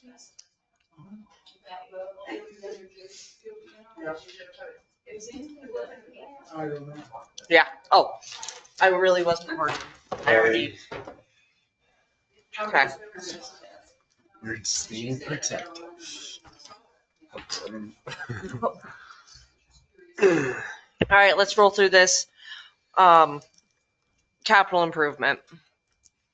And that whole training, it was, they're like, pull this out first when you're talking budget. And I'm like, okay.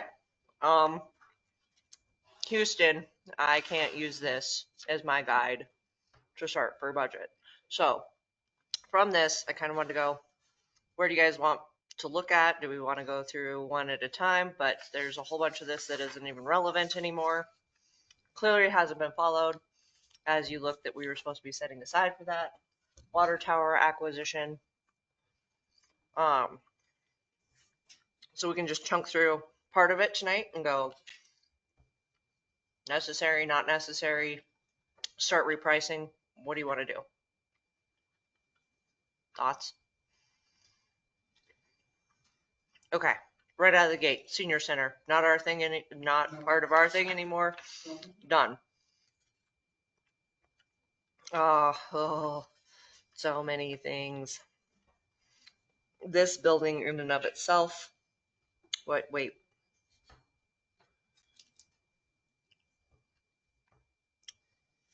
That was all part of that.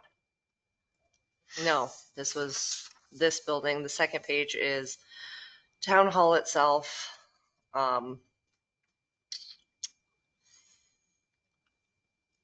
We don't do Meals on Wheels anymore. So there was that portion do you see what I'm saying? I was like, some of this I can just chunk through that's not eligible anymore. Weather seal, security, customer flow, and ADA compliance to the entrance to town hall. None of that has been planned, scheduled, or modified. So I don't feel like is that something that we need to put? Is it entrance to town hall? Yes. Is the next page.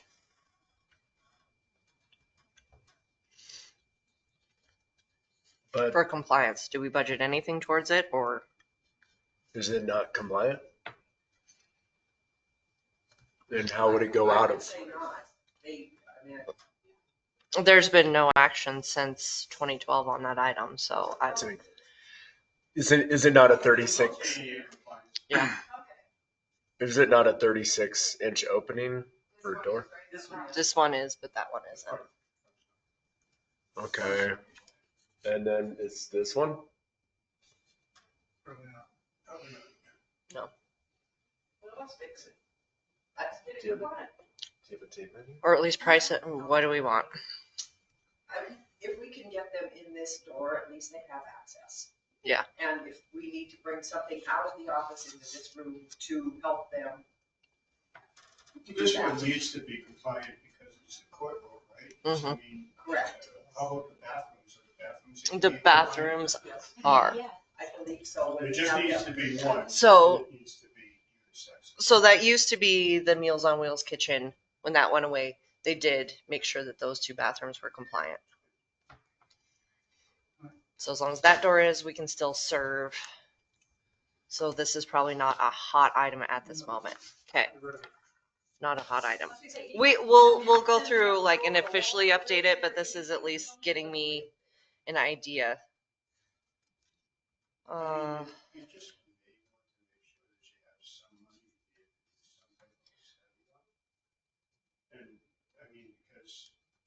Let's not just talk about this building, let's talk about sidewalk compliance, let's talk about compliance for across the community itself in general. I only say that because I've been serving on ADA board since the ADA was signed. My daughter just founded one in Massachusetts about 2 years ago. At least they have people looking at the problem.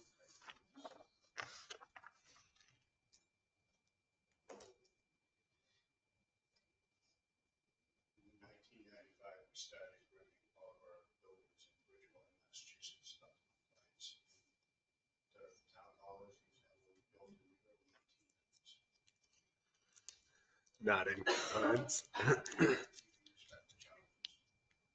Yeah.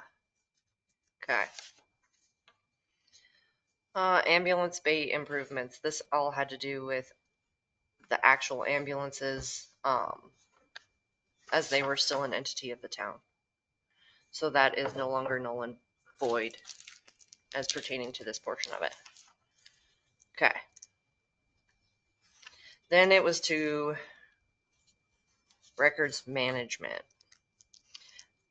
I thought this was a very interesting capital improvement that had, I don't know, it was like a weird hybrid where it's got like a little bit of tech. Yes, traditional capital improvement, but then, I don't know, some lack of equipment.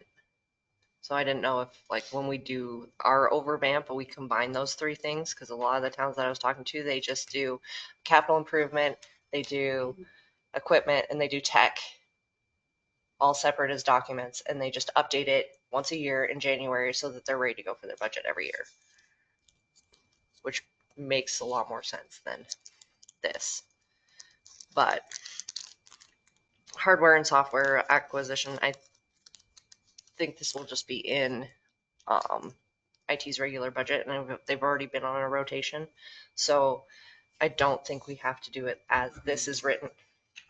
We can follow where we've been building it in over the years anyway. Okay. All right. Moving on. Town signage improvement. I think when we updated to the reader board, we could check that off. That was with ARPA funds, so that if there's an emergency, we can still be able to communicate. Use, I mean, we can improve on its use, but I think the signage and the, as far as the capital improvement, check, done. Okay. Ongoing planning for vehicle replacement. They had estimated total project cost of $50,000 in the next 5 years.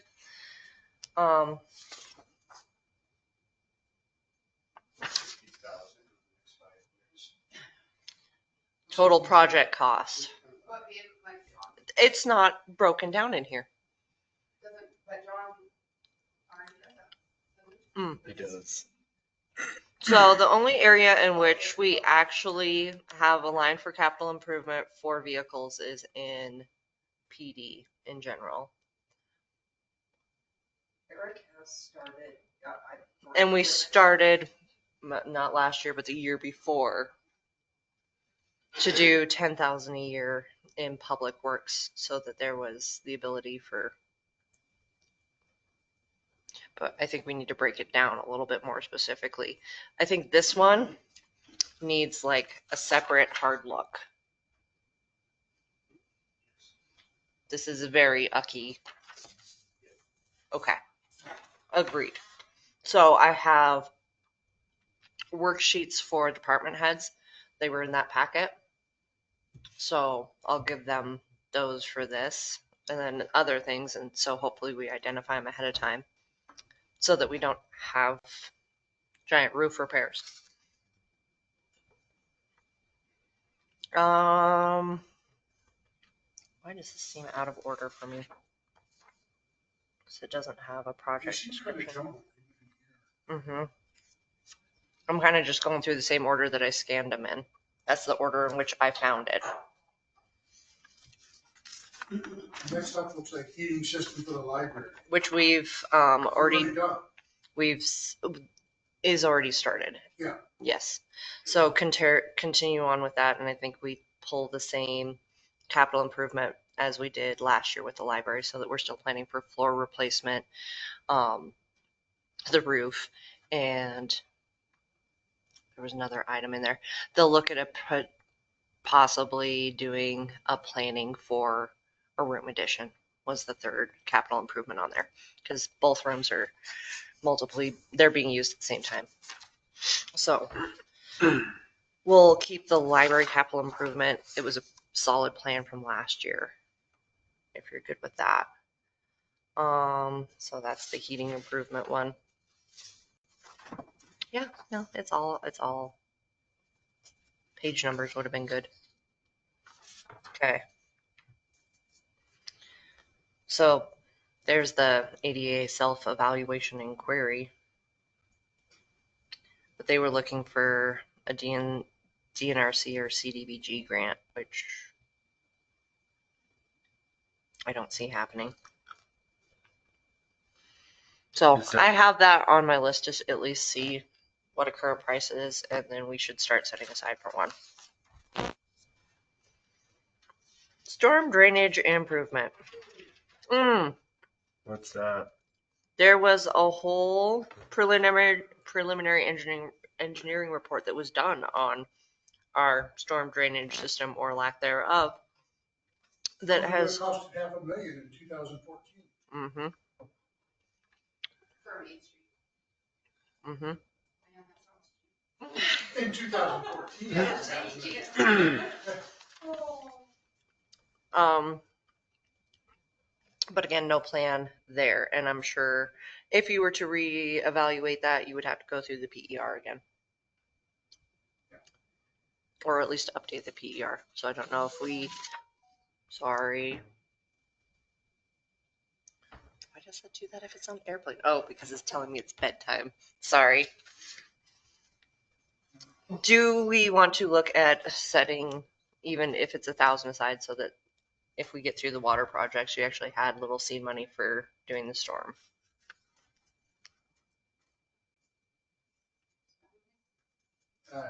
John, you The own. water project is going to cost more and take longer than we anticipated.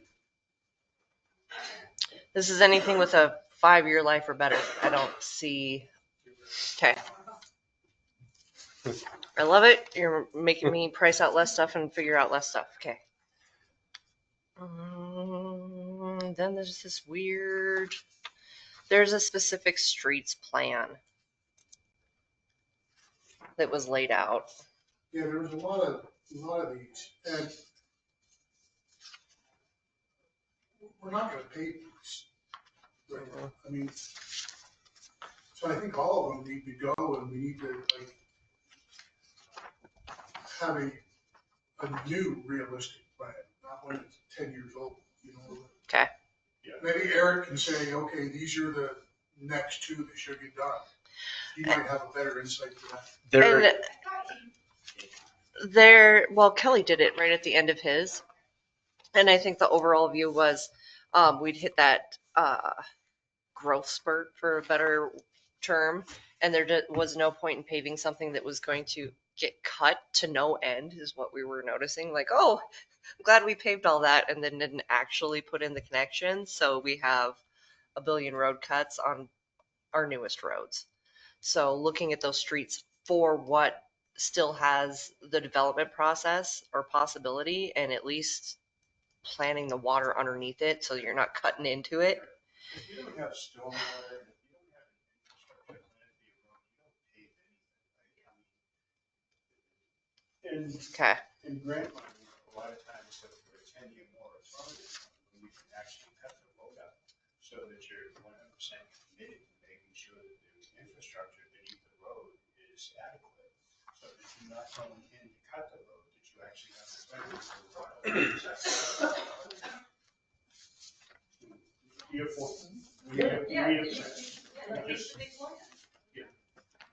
Okay, so that'll be a whole section of fun.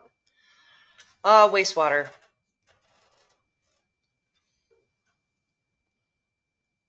So we have an up-to-date PER. It will be out of date, or at least need updated. It's every. What is the wastewater? It's not every 4, is it? Maybe it is. I will have to ask on that. But aren't we still waiting for the Q numbers that haven't showed up for going on 2 years now? But I think it would be prudent if there was a capital improvement item that said, we know this is coming, and no matter what, there's always going to be an upgrade to a sewer system as it grows, and every year you should put 10 grand in, or $5,000 or whatever number you guys choose. But like on here it was 10, knowing that someday there's going to be a really expensive change and maybe you need to have some funds set aside to match grant funds and everything else. So keep this one. Yeah. At, What were they doing? 10,000? Yeah. Over, 10,000 over 5 years. 10 a year. so that was And how I many think years that's ago? ooh, You recently bumped it up over from 5, right? what was that? Sorry. It's been recently bumped up from 5, was it 5? Yeah. So keep with it. Keep with the 10. I think sewer can. Okay. All right. Sewer root removal. We got a jetter this year and now we're working on that. So I don't think we need to currently set aside for it as we purchased the ability to actually do that last year. But do we depreciate these assets, or how do we? That's true. I mean, it's yeah. So 10,000. I think ours was 14. We bought used from Dylan. Okay. I'll price out a new one and then look at what that would be as a spread over. Okay. This is like where it's equipment, but it's okay. So price this out to start saving for the next time we need it.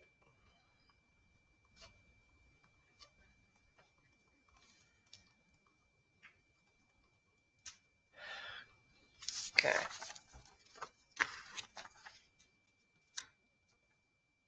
Mm-hmm.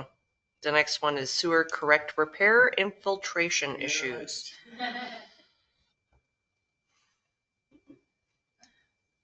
Well, wait till you see the line for that. Is this for turtles? This was not for turtles, but we do have a large influx of groundwater in the spring, so we know that at some point, what I would say first needs to happen is that TV inspection of that system. But do you do that when you don't know if you're going to keep the lagoon? If you're going to keep all that piping going to the same place? Or is that where you're, I mean, it makes more sense. I don't know. Somebody thought this was an expensive project that needed. 150K. Uh-huh. I wish I would have got all this stuff done That's what the school was saying as well. So, and maybe I could average out some of these wastewater projects and we just put a larger chunk than 10. I don't know. To your point, I think that from that and making sure that everything that has to do with wastewater should all be merged and looked at as a whole. Okay. And to be sporadically looking around, I think there just needs to be a combination of all the projects that need to be done. And then try to establish priority and then timeline and then budget. Okay.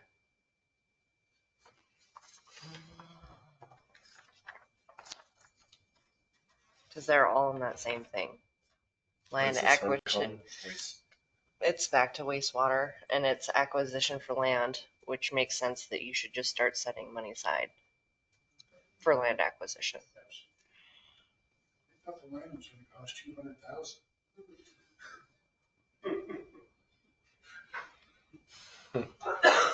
Okay. So that's another one that probably should happen because we're going to need We might not have our piece picked out, but yes. The next one, which one was this? Water facility plan. Hey, check that off. We got that done. Main valve addition. I wish it only cost this much when we did it, because we have installed a fair number. 1, 2, 3, 4. I think 6. No, more than that, because there was the other intersection. 4, 4, 8. We had one more set, and we could actually start sectioning off town. But those were at the chunk of more like 80,000 a whack for each project. So we should still plan for that last valving so that you could shut off.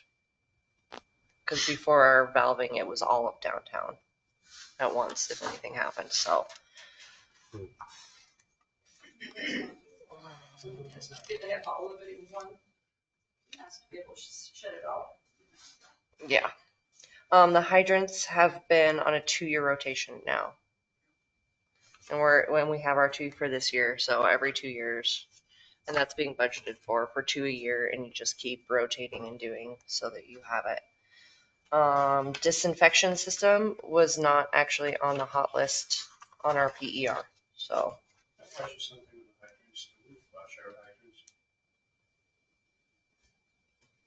We have not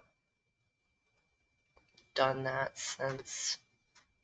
We didn't do it last spring. We did it the spring before. What's the purpose? To sediment or? Hold all the sediment out so that the pipes don't actually rust, rot in the ground. So your older infrastructure is subject to collapse and burst. And the more sediment that is building on, then the more risk you have. So the purpose of flushing is to get all of that out. So don't pick which 2 you're going to replace until you do the flushing, because there's still a large number of them that we can't get parts for. So if anything goes wrong. What's the oldest hydrant that we have? I'm assuming that's how they're being done. They're probably. Or the ones that we already identified were leaking when we did leak detection. Because it wasn't actually our oldest. Because it was. Series,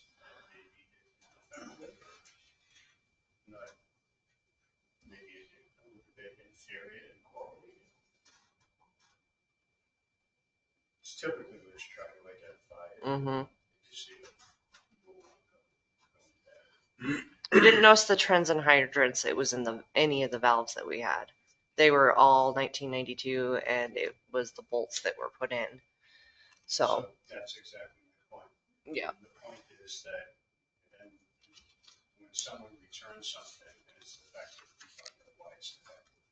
And typically when we find out that it's probably a problem with that whole series, then you go back and look at each one and see if they require that same maintenance. Just food for thought. Okay. I'll have to start. We added in that whole mapping system notes.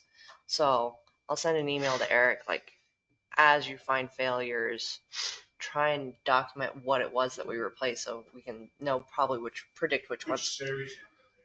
series and which ones are coming next. That's a thank you. All right. Is it not safe to say you have all these different subdivisions that have slowly, as the town built out, each subdivision could potentially have all the same series on it? Exactly. Right. If there's a bad valve that was identified in that series, then you can pretty much configure all those valves. And you sometimes can catch something that's still in warranty just because you did some due diligence to find out exactly what the condition was. I'm not saying it's the older ones, but. And it's and then I kind of go with the ones that Chief has been yelling about the longest because of height issues when we're trying to deal with them. There's some of them that are just a bear, and some of them that we really, really need addressed. for our larger commercial buildings, we don't have enough access for some of them. So I think that might be the next one down behind First Interstate, because if we need it for the hospital or nursing home. And then there's some that are just missing. Yeah. Yeah, that's a problem, right, isn't it?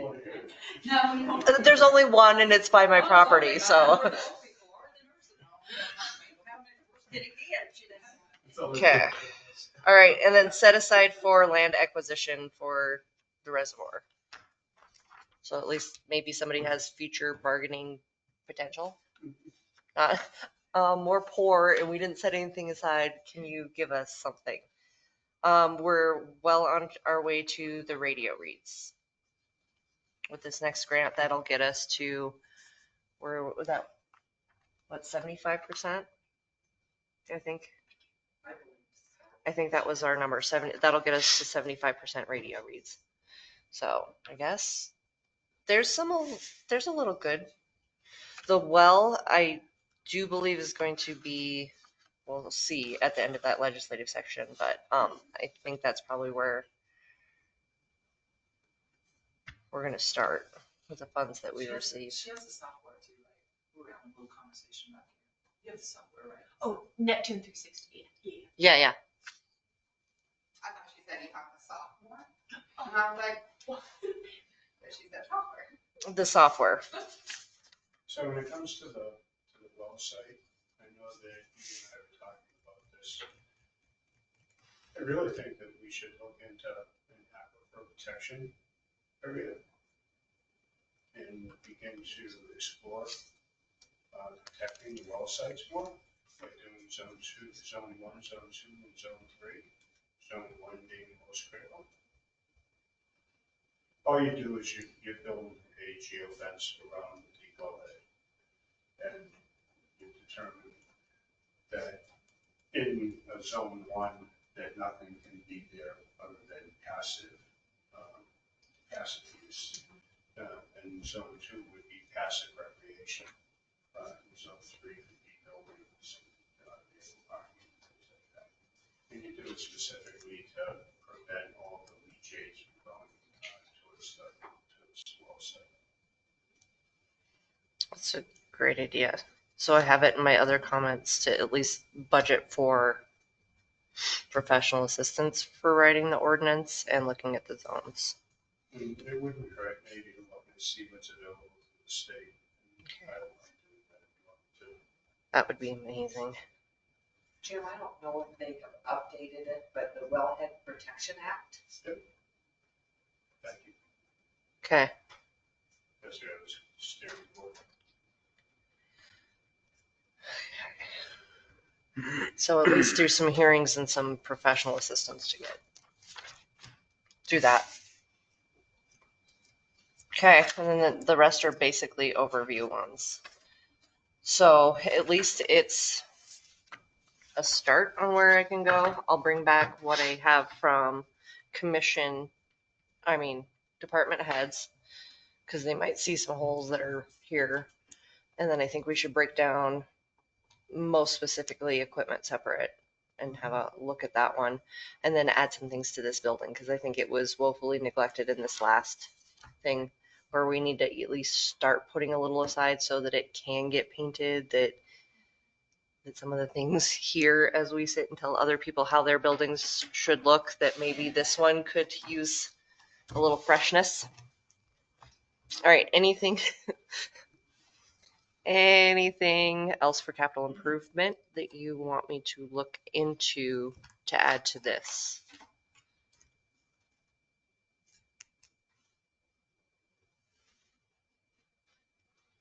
That is a whole lot to bite off. Yeah. It looks like it. Honestly, I feel like it's consistent even where we've been, where we've recognized that water is the kind of hot item, and like we've been chunking away at it. It's just hard. I'm thinking with the school came in this, And that yeah, I think that we need to pause and maybe as a commission take a look at where are we most vulnerable, right? And maybe not right now, but let's think about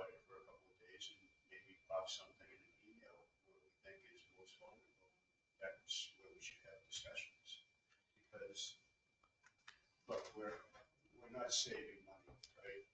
We're not putting money in the bank, we're not gaining interest on any funds. We're not living large either.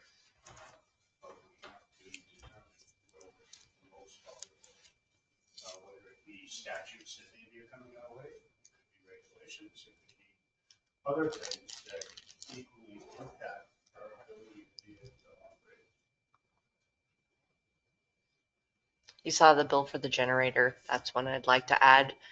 Missoula's windstorm, they had generators so they could still produce water when they didn't have power for a week. We don't have that ability. We don't have the ability to even answer questions to people from here after an hour. We don't have the ability to be able to communicate, outreach, to be able to check the vulnerable.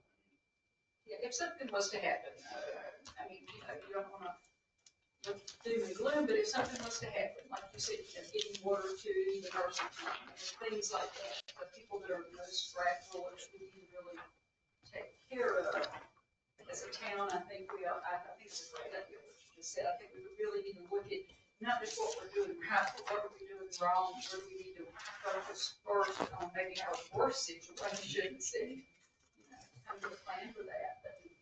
Even if everybody just had one, right? I mean, one, idea. what we're looking at could be more than sufficient for us to actually chew on. So. Mm-hmm.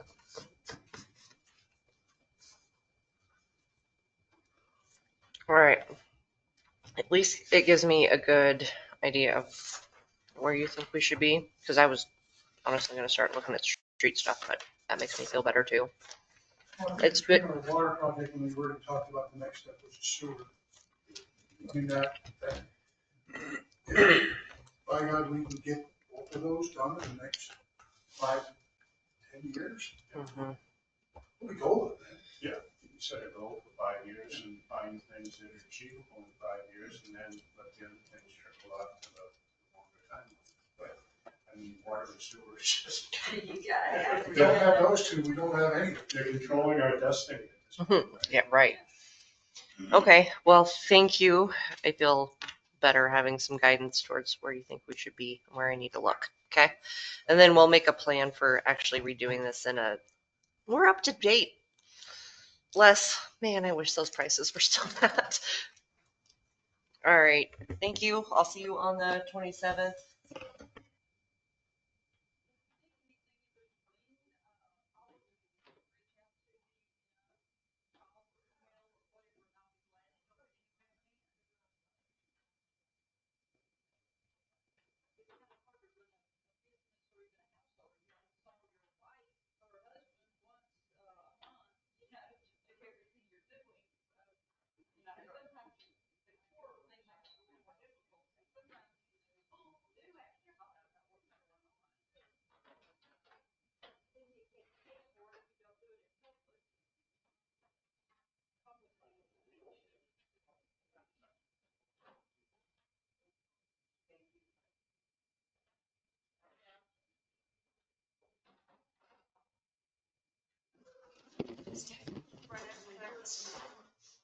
Thank you very much.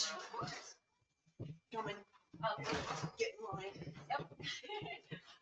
Step up here and grab them from you.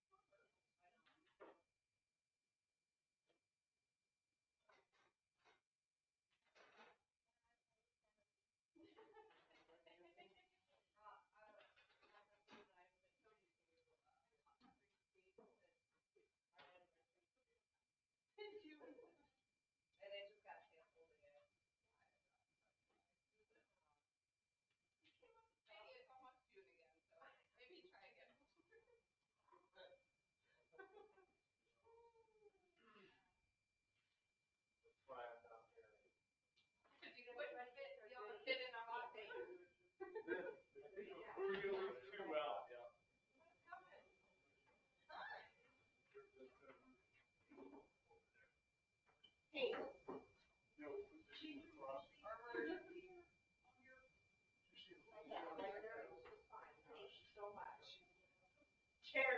We don't. I didn't even know there was chairs. There was one, allowing, right now, we have to be able to there's one allowed over there, where sales tax on it, small business.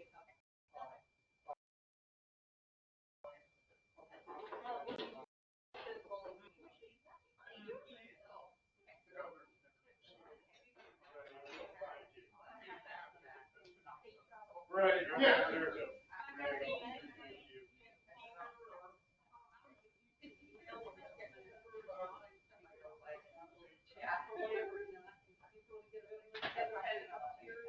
There we go. I'll get a building list together here next year. Yeah, and I always volunteer my husband and. Volunteer me.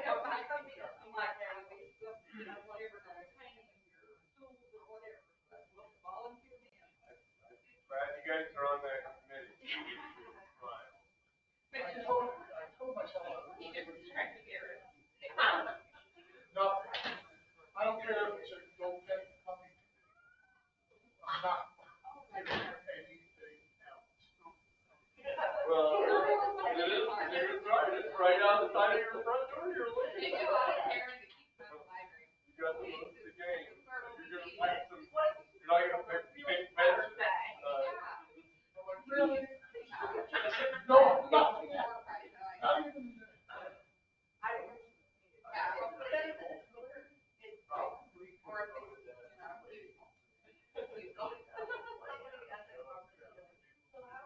It's a free town. I'll go to I'll put together a building list and three. Sure. That'll be right.